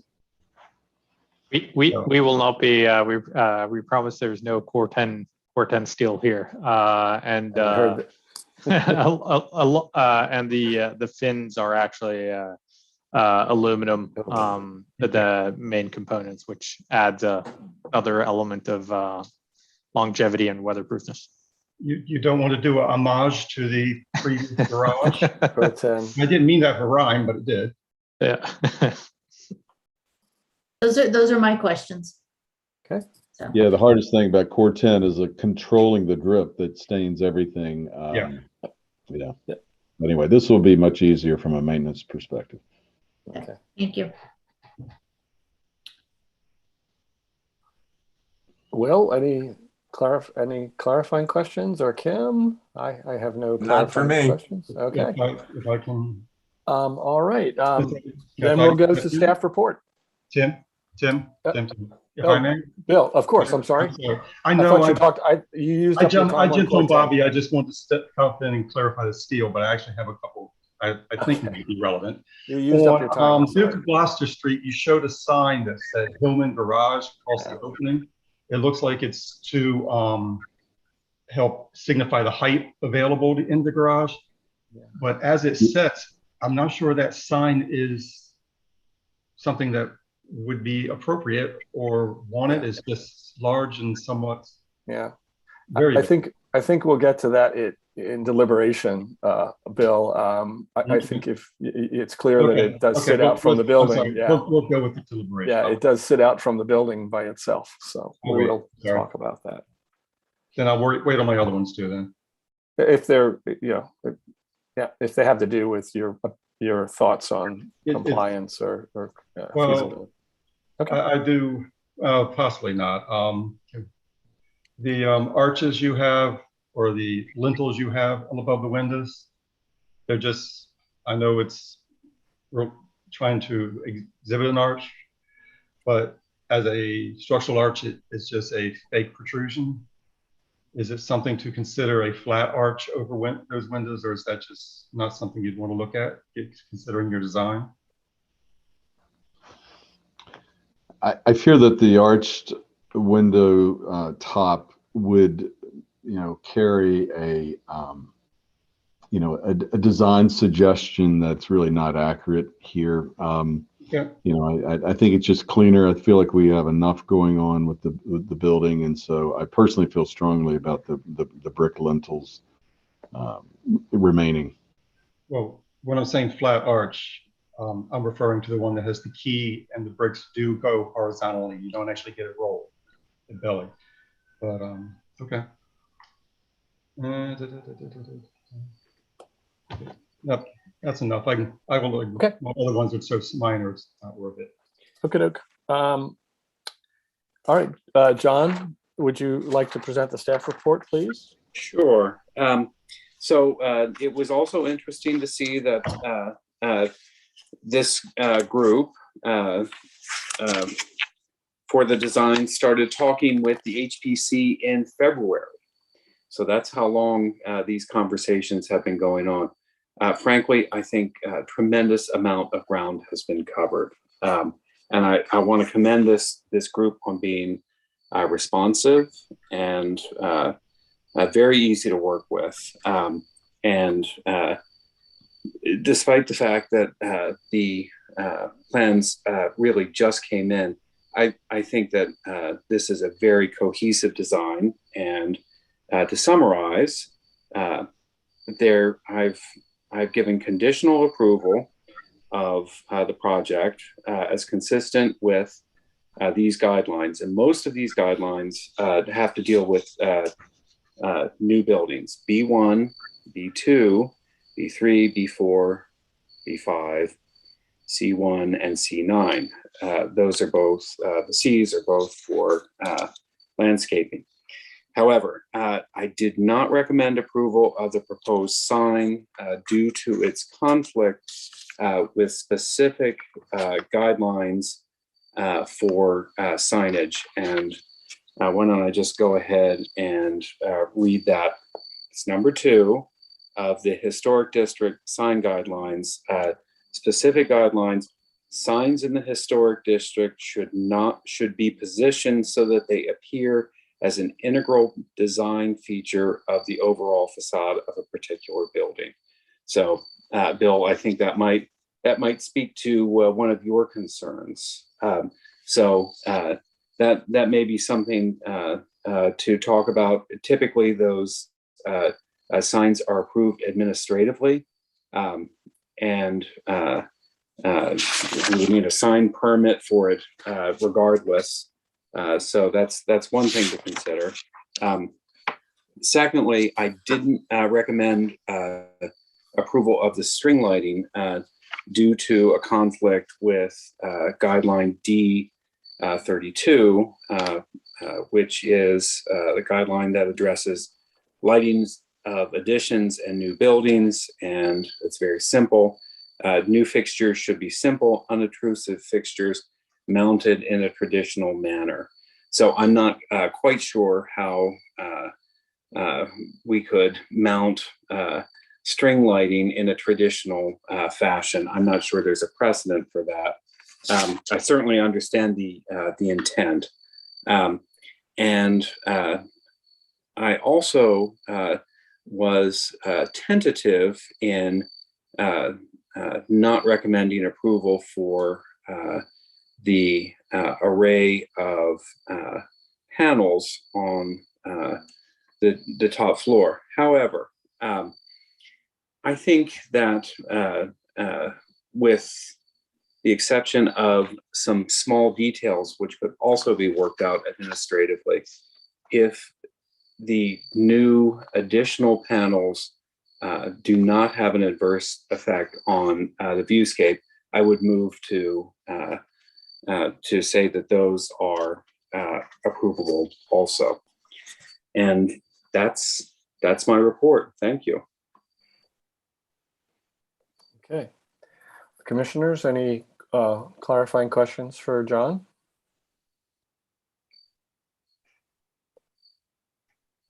I'll go ahead and ask one, John. Regarding the solar panels, I think you're saying that the concept and the design we see so far is it fits within the height district, first of all, and doesn't have an adverse impact on view shed, but there's not a lot of detail in terms of the actual sections and how any view you might see, especially from the Conduit Street side, would actually look like. So more details. Are you saying more details required before you would? So Tim, you're correct. I think there are details. I think that the designers here have some details in mind. I think that those could be worked out administratively. We talked about a detail to enclose the edges of the panels. And I think that would go a long way to making it less visible. And so you didn't have a jagged edge appearance on the side, etc. And I thought that could be handled administratively also. Yeah, and that goes to our guideline that has to do with roof shapes in the city and the visual impact of the roof line in the city. Okay, other clarifying questions? All right. Would now be the time to talk about the sign? Well, we're not quite to deliberation yet. Yeah. Darn. I want to get in there. I know. Well, like John made his point. So next is public comment. We did not receive any written public comment, and we received no request for public comment tonight, which is, I think, a testimony to the fact that, honestly, the team has sought public comment all along. I think that's commendable. We certainly have publicized these meetings, and at this point, the public feels, I hope, that they've had an adequate input. All right, so I am therefore closing public comment. So now we are to deliberation. There are several points. So Bill, go. Would you like to talk about the sign on Duke of Gloucester Street? I do want to talk about the sign because it brings up an interesting problem that it's as much HPCs as the designers. The way I see the sign, what they're trying to do is they're trying to stop cars or vehicles from going down there, which we have a problem now. They get down the hill and then they find out they can't get in the garage, and it's a back out, it's turnaround, it's tight. So they're putting it by the road. That's a safety concern. They're using it as a sign for the garage, which in itself is an issue, as John pointed out. There's not much in the way at that entrance right now of signage other than a small one on the side of City Hall. So as a sort of a group, I'm trying to see if we can get them ideas of how we can handle the safety issue, the sign issue in that area where what has to go in is not part of the building. It's a separate element, almost a visual fence outside of the building and at the edge of the property. And I don't know where to point to where we've ever had to do something like that before. Yeah, Will? Well, I agree with John and Bill in terms of the concern about the sign and its scale and et cetera. But I don't think that is our issue to solve tonight. I think, as John pointed out, that's something usually done administratively. I can envision myself different ways that I might recommend, but I don't know if they're feasible by engineering, building construction practices and materials. And so I would leave it to someone like John, who I hope at least knows how to work with that with the applicants. Yeah. I do want to also talk about John's thoughts on the string lights, though, at another time. But that's my thoughts about the sign. It is troublesome, and I agree with John that right now it doesn't seem to be appropriately done. No, it does not. Yeah, I would agree. It's pretty clear, the sign guideline, it needs to be attached to the building. I'd also say this has a clear adverse impact on City Hall, to the right there. The building to the left is not necessarily contributing, but still it's not approvable like this. And if it was on the facade of the building, perhaps, but John, I think we could resolve that administratively. So that would be a condition. Well, actually, the condition is that this sign does not exist in the final approval. Okay, anybody else on the sign itself?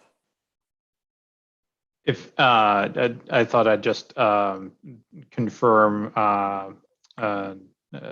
Bill, your assumption that it's related to safety. What we wanted to avoid is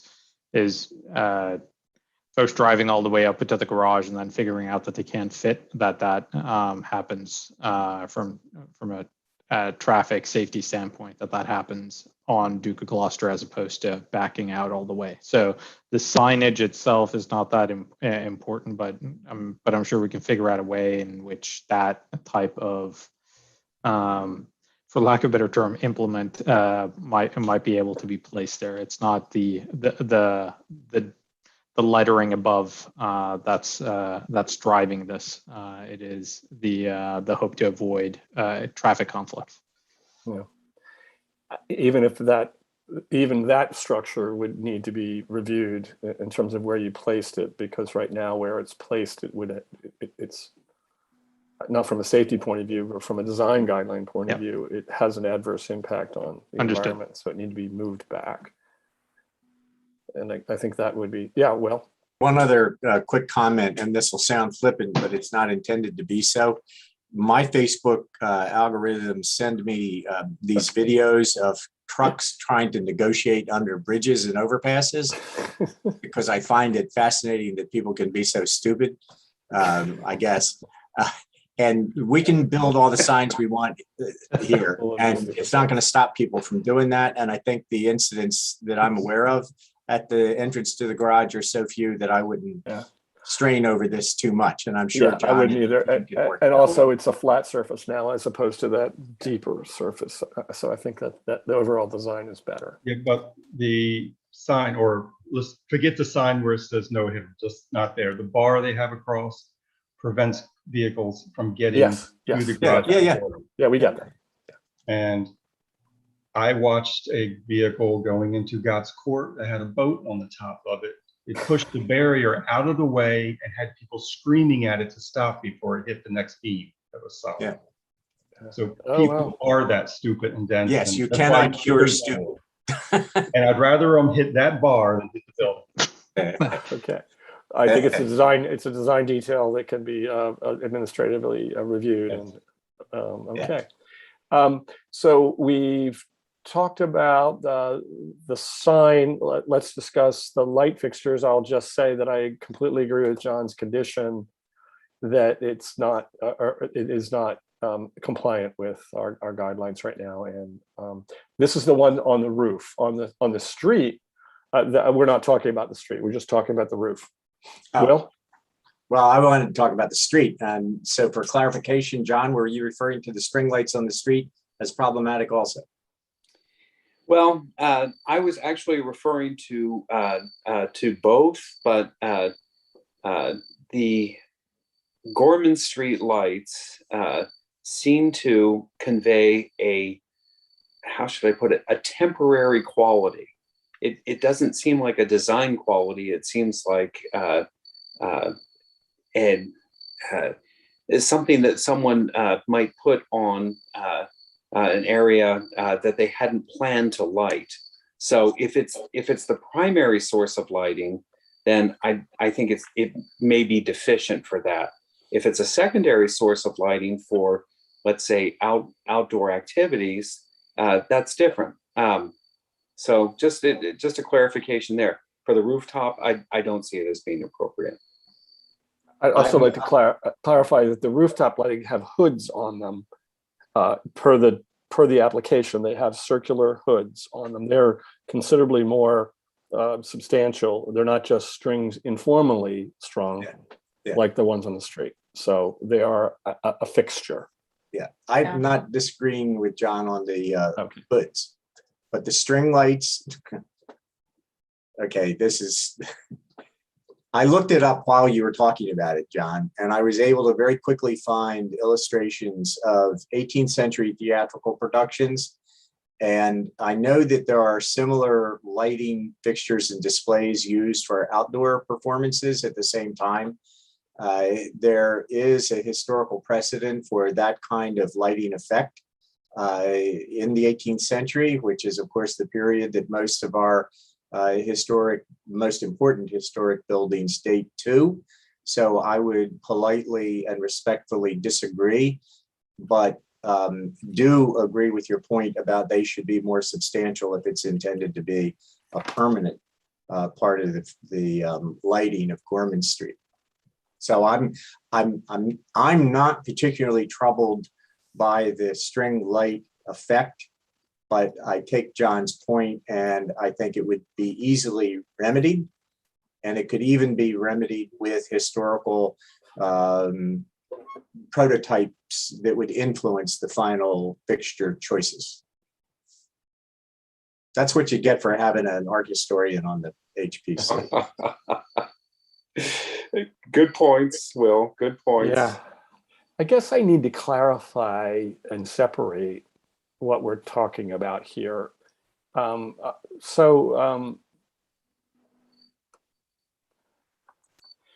Gorman Street lights are one thing, and that, may or may not be in the scope of the project. Is it part of the garage or not? That's my first question.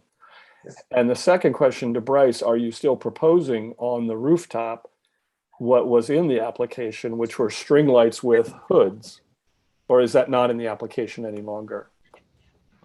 No, that is still in the application, and that is the intent. Yeah, and that's what I would focus I do not believe that on the rooftop are compliant with D32 in particular, but also some of our other guidelines which have to do with roofscapes. So I would say that I would place a condition on the application that the rooftop lights not be included. Again, on the Gorman Street lights, I personally don't have an issue either way.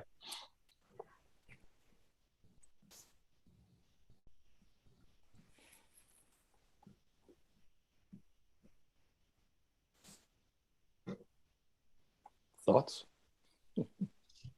Commissioners, we're actually in deliberation now, so. Everything else is hunky-dory. Well, Bobby or Kim, you have thoughts on the lights. So where we're headed right now, at least I just proposed that a condition be placed on the lighting on the roof, but not on Gorman Street. What do commissioners feel about that condition? I agree that the Gorman Street probably isn't in the scope of this project. It's outside of the footprint of the building, so it's probably not part of the project. The ones on the roof, I'm going to defer to people that know a little bit more about historic lighting than I do. No, well, the ones on the roof have hoods. They're they're modern design. Yeah, so. yeah. As long as they meet our requirements for, the direction of the light, the Kelvin of it, all of the things that we've talked about. I'm gonna defer to others on that, as long as it meets the mechanical requirements that we've required. Right, and maybe that's a question for Bryce. Without those decorative lights, I'll call them, do you meet the requirements, code requirements for lighting and down? And of course, we're talking about downward facing lights under the solar panels, and you're complying with the rules about dark skies and all those things, I assume. Yes, we are. I mean, if we take out the string lights, we will need post-mounted lights around the perimeter. Below the parapet? North and south. I'm told we can't get the lighting we need if we do it below the parapet. There would be poles that project up above the parapet that would still fit within the height envelope. That would provide a concealed light source to the parking surface. Would the poles extend higher than the poles that support the string lights? No, they'd be about the same. I think they will be the same. So from a visual impact point of view, you're going to have the same number of poles with specific point lights as opposed to a string. That's true. I believe that's true. I think it's fair to say, Bryce, and correct me if I'm wrong, that it will draw naturally more attention to the pole, because you will have then a larger fixture at the top of the pole pointing down, as opposed to a string going across. So that was part of the intent. Our hope with the string lights was just lessen the visual impact of the lighting, for lack of a better term. Yeah, no, that's true. I think the light pole tends to disappear when you have a string light. When you have a light on the pole, then it illuminates the pole itself. That's true, but that's not unlike most parking garages. It's true. You know, the thought was that somehow the string lights felt friendlier and possibly even could be an opportunity for some other type of use for the roof. Bryce, are we talking party deck at some time? Exactly. And there's been a lot Well, of discussion about that. Yeah. No. Is there a, I didn't see it, I may have missed it. Is there a photometric of the lights? Yeah. With the Which of parking your garage? elevations was, again, let's go back because you've introduced a new concept here. That, again, our guideline is that they should be simple and unobtrusive. String lights are more obtrusive, I would say. Would we not Yeah. agree with that? Actually, I don't agree with that. All right. And it's a should statement. And not I shall. think it goes back to what was said earlier about when you have a fixture at the top of a pole, you then have a larger fixture that's trying to cover the area, where when you have string, you have multiple fixtures along the string. Yeah. Smaller points. So you don't have that hot spot if it is visible at all. But even during the day, you have this large chunk hanging up there in midair. Am I describing your lights appropriately, Bryce? Yes, I think so. Yeah. And I use shopping center lights as an example on that, because that's really what we are going to get, or what's currently on Hillman, which is the poles. And when you look over there, you see what's a fairly narrow pole, and then the arms with the lights hanging out. I agree with Bill.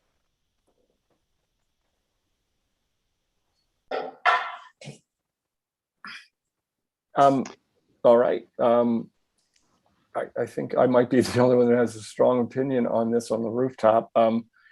If we could do one thing, could we, so we know exactly what we're approving here, which is, I think, so important in these complex projects. And then once they're built, can we go back to one of the renderings that shows probably, like even the one that we're looking at right now, where are I don't see any indication on this of the poles that support the Right. light.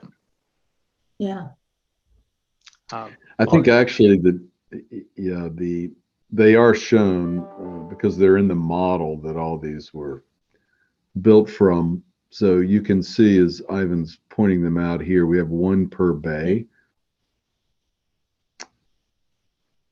And I think it's fair to say I'm confident that we could also have one fixture on each of those poles, and we would not require more poles. I'm confident of that.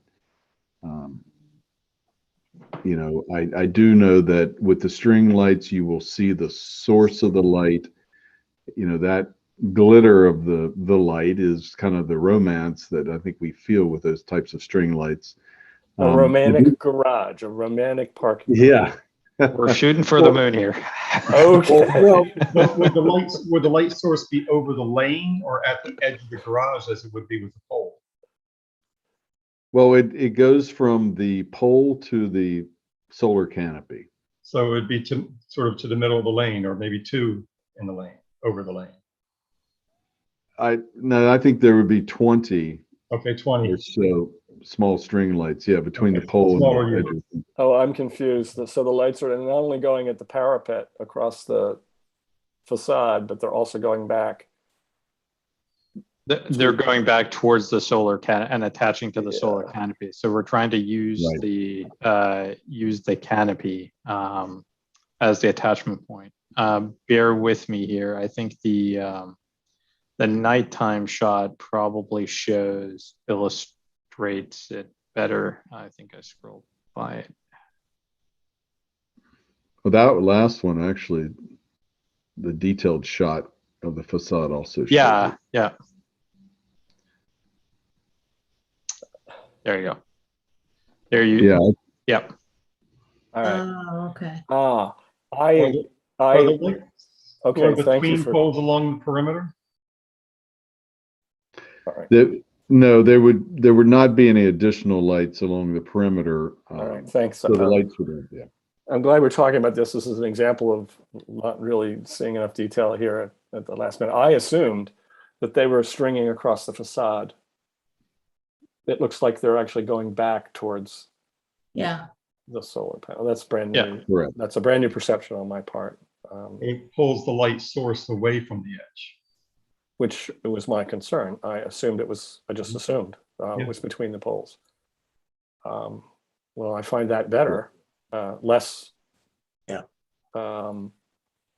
Visually clutter, creates less visual clutter along the facade, which that was my concern. Yeah, I So- think it helps me understand it better as well, this discussion, and I no longer think that they're problematic. And the hoods that you've got in the spec sheet are indicated more or less in scale here, or again, I agree with Will that my concern actually subsides quite a bit when I look at this drawing. So I'm glad we talked about it. Yeah, the Can I hood or the a question? shield is in the top Sure, half Kim. of the bulb light. So I'm looking across the front of the building here and there's a row of light poles. What is the purpose of those poles?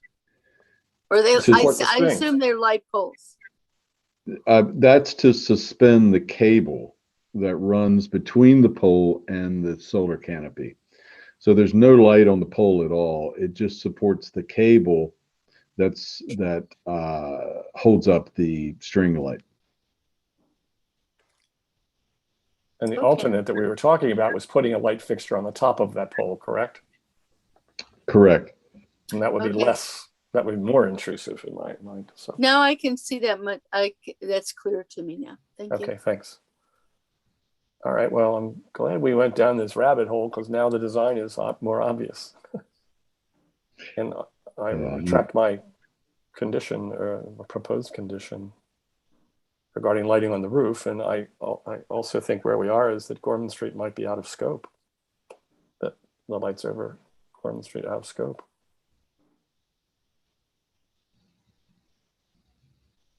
Okay. Now I'm excited about having party deck on top. So, all right, Grand the opening party. the third and last point has to do with how we get to more detail on the solar array and its visual impact on the roof. I don't know a good drawing to go to here, but possibly the elevation, one of the elevations from the maybe the Conduit Street side, which would help us understand what your design is, and I think it needs more detail. You know, that either side, this one's Yeah. interesting because it's got, so we don't see a lot here in terms Right. of detail. Even if you zoomed in, there's not. What is your intent? And if commissioners agree that first of all, these will be panels that will have a sawtooth edge on this elevation. Am I correct in assuming that? Yes. Or So what you will see here to the right is south, and specifically Duke of Gloucester is southwest, which is a very good orientation for solar panels. So yes. each panel will have a slight incline. Slight, like towards- a foot, 2 feet. What? Approximately, you know, it's a what is it, a 20% angle or something like that, you know, and I'm not sure how long the panels are going to be, but if they're approximately 3 feet each, it might be it would be a foot, for instance. Yes, so it would be approximately a foot, and I don't have the exact measurement. So you do get a sawtooth edge on this side of the building. And on the far side of the building. Yeah. From this.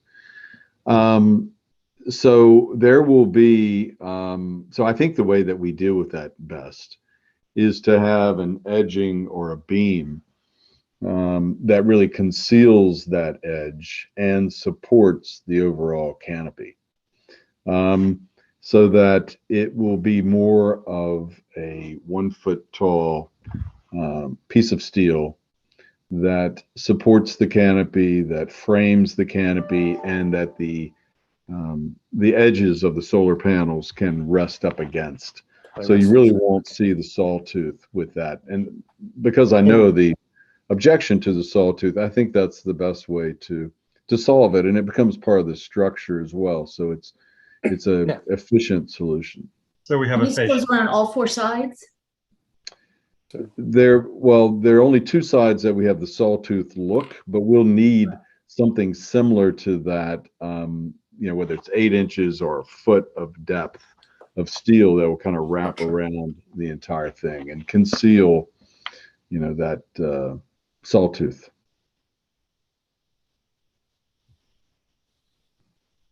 I think that's the best solution, which we can work out the details with John, perhaps.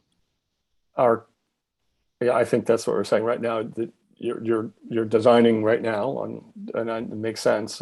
Are commissioners comfortable that we would delegate to John to review the final design and approve it being consistent with what we're talking about, not having an adverse impact on a view shed? It's not going to be viewable very much, but still the possibility exists even when you're on the roof that it could be there. Are we comfortable delegating that review to John?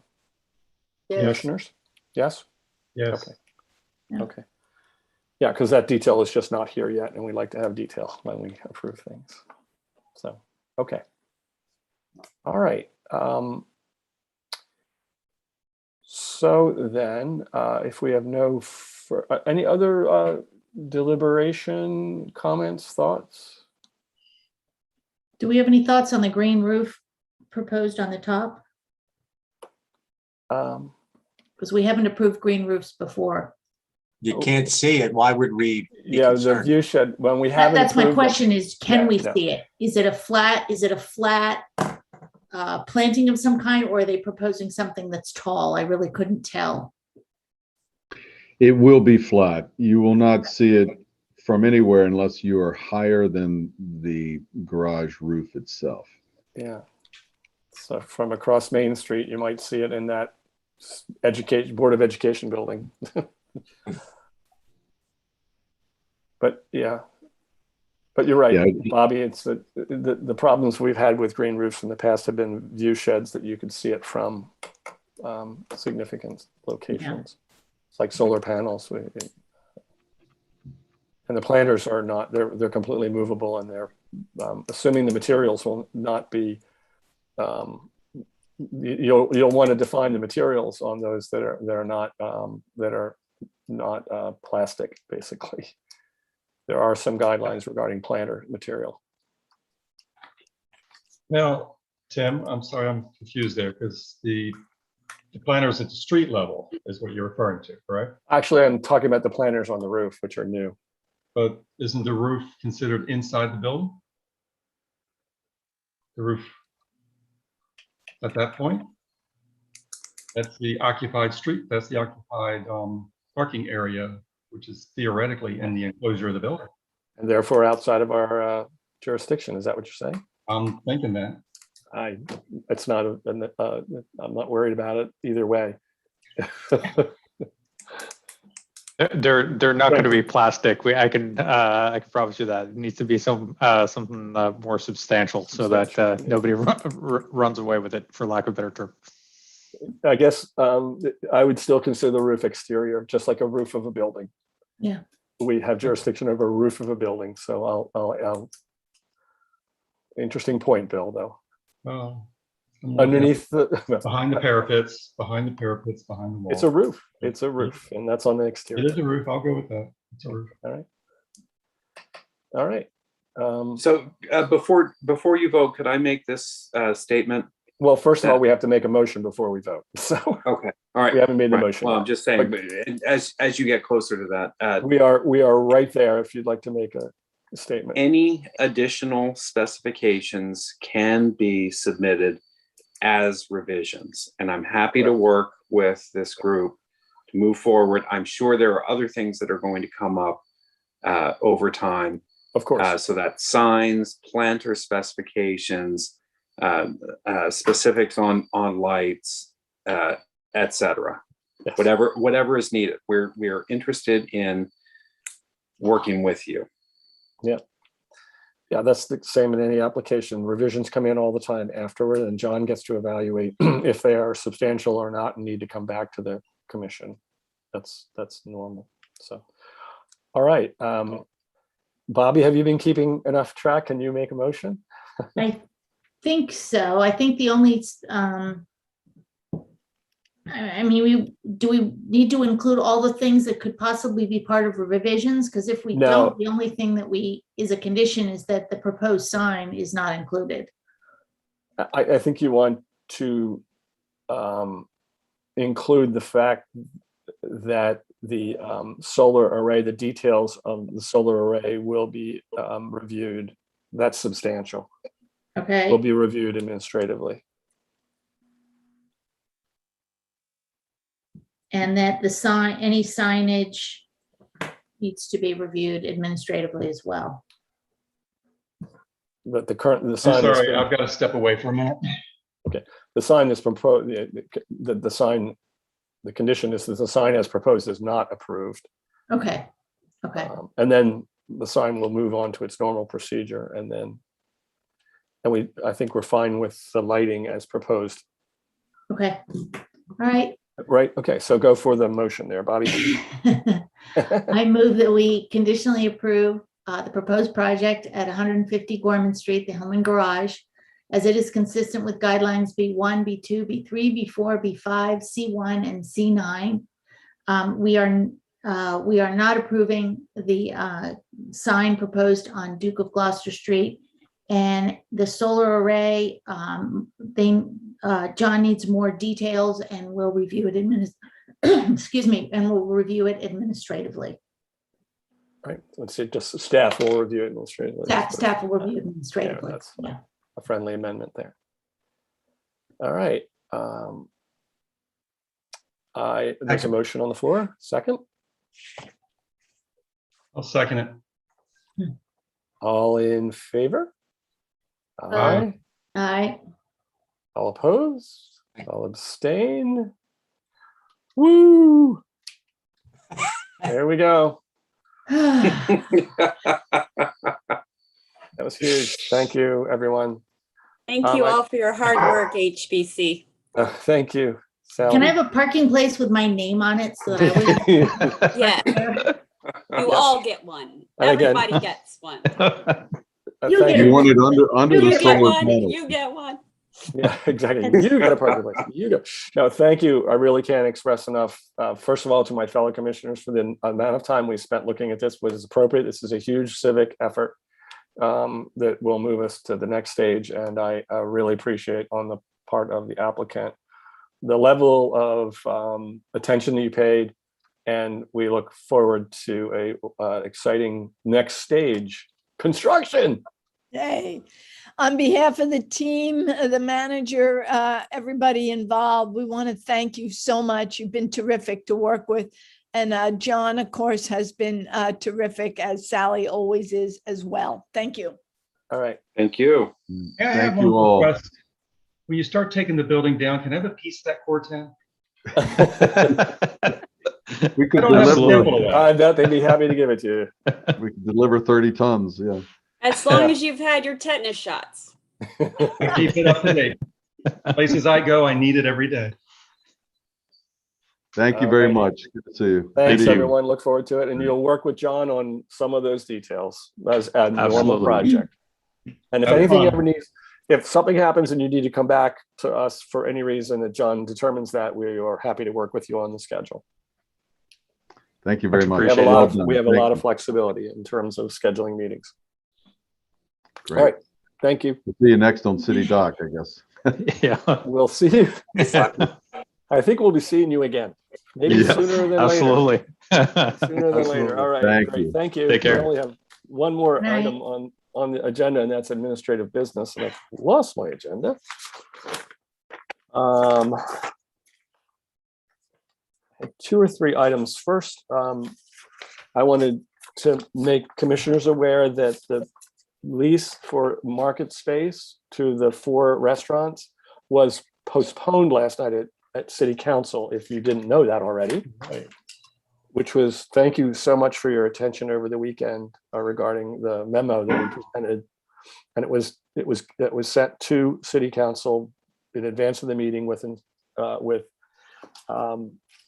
and I believe all of them read it before the meeting.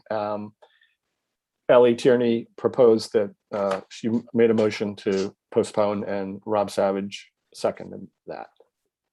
So you can watch, it would be helpful if you want to just go to the City Council meeting last night and watch the testimony at the end of the meeting. You'll hear at least 2 other aldermen comment on what their thoughts are. And I think that's important for us to hear what the views of the aldermen are.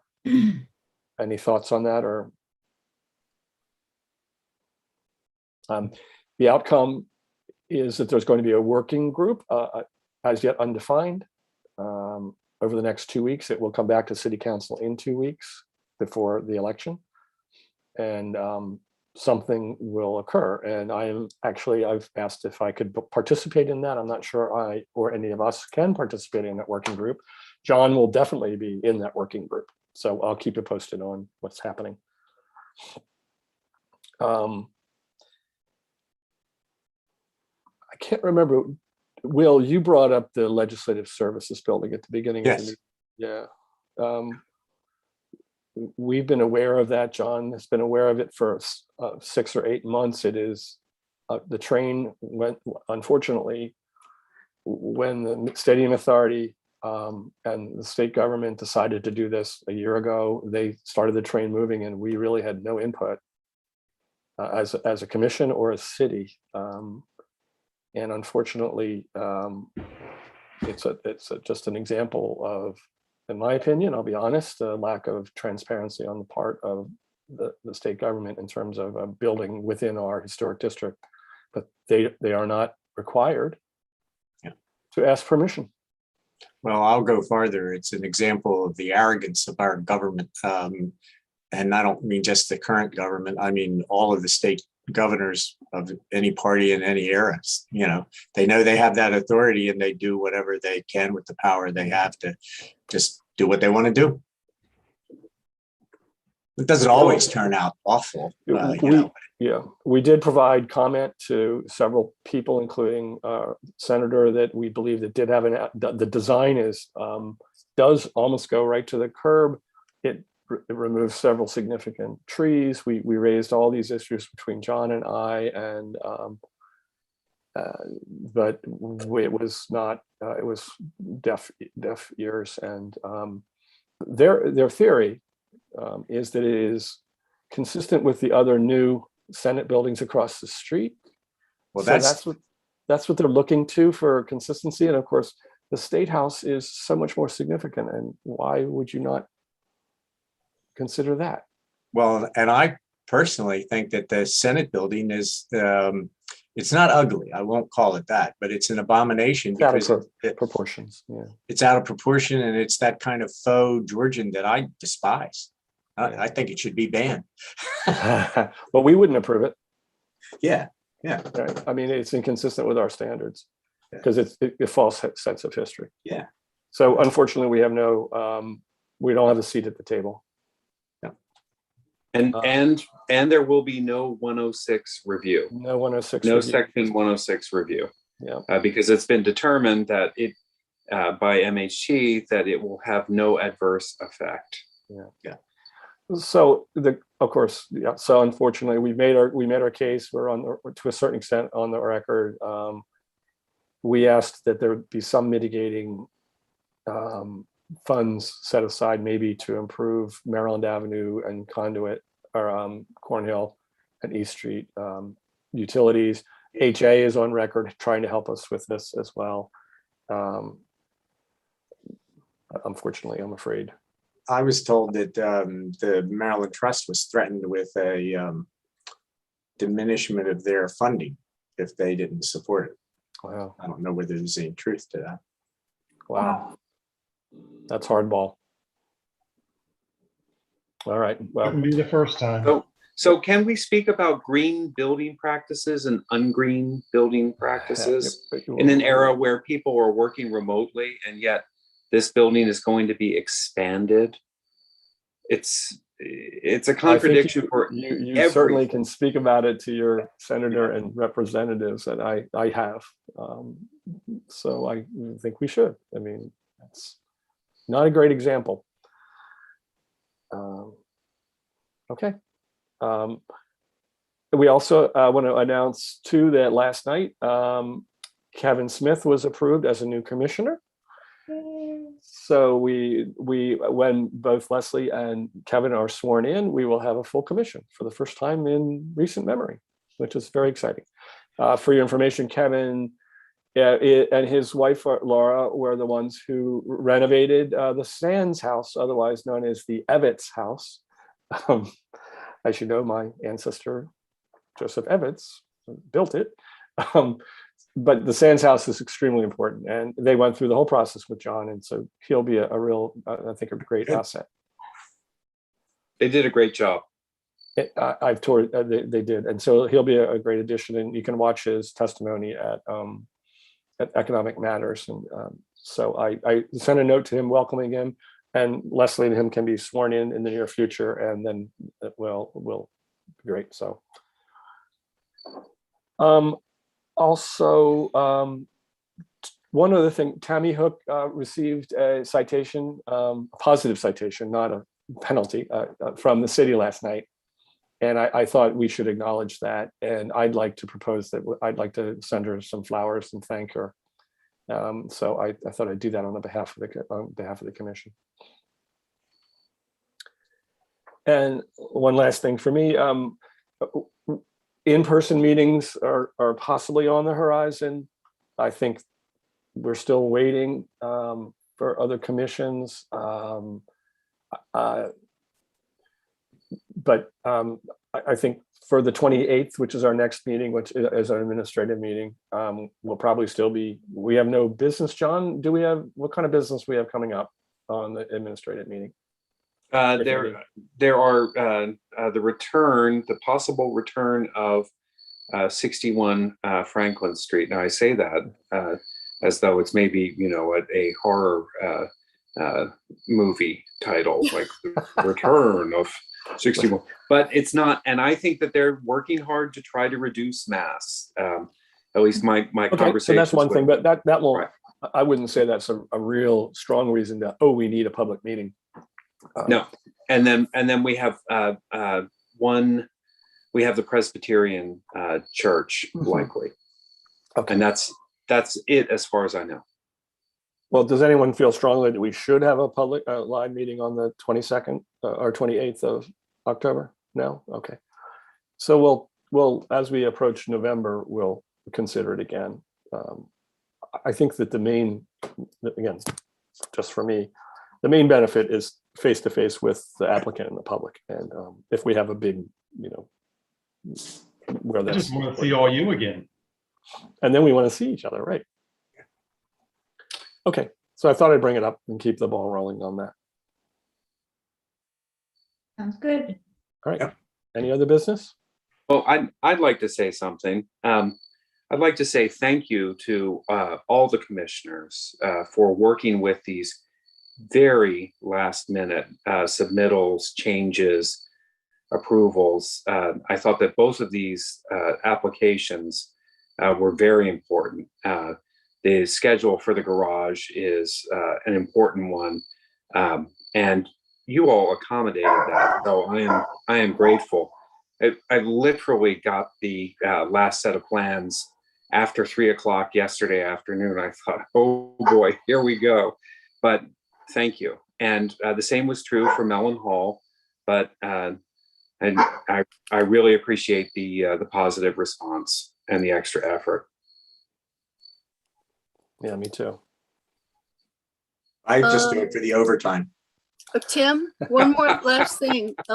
Yeah, Kim. The notice went out that I guess they're going to bring the camp training program back to Yeah. town. And I didn't hear feedback from other folks about that.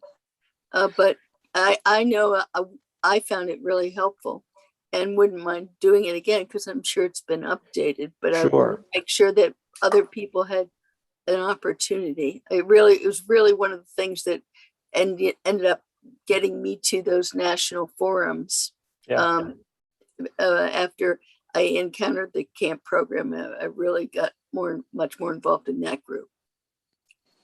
Yeah, I'll pull out your email again, Kim. I agree with you. Every time I go to one of these trainings with other jurisdictions, it's just amazing how much energy you get from the fact that what we deal with is everyone else is dealing with it, and it's just a great support group, if nothing else. Mm-hmm. Mm-hmm. So we're gonna. So I know. I guess Nell needs us to step up and say whether we're committing to the training or not, because she needs it once looking for a certain She number wants of feedback. people. Oh, absolutely. Yeah. So if everyone would find that email from, I'll tell you what, I'll surface it again and send it to everyone, and then we'll say, yeah, we want to be on board. And if it requires any funds, we do have funds available from grant money from MHDC for this kind of thing. Mm-hmm. Okay. Okay. Thanks, Kim. All right. Motion to adjourn. So moved. Second. Aye. All right. Thanks, everyone. Have a good one. Big Thank hurdles you. tonight. Huge hurdles tonight. Thank you very much. Bye-bye. Bye. Bye.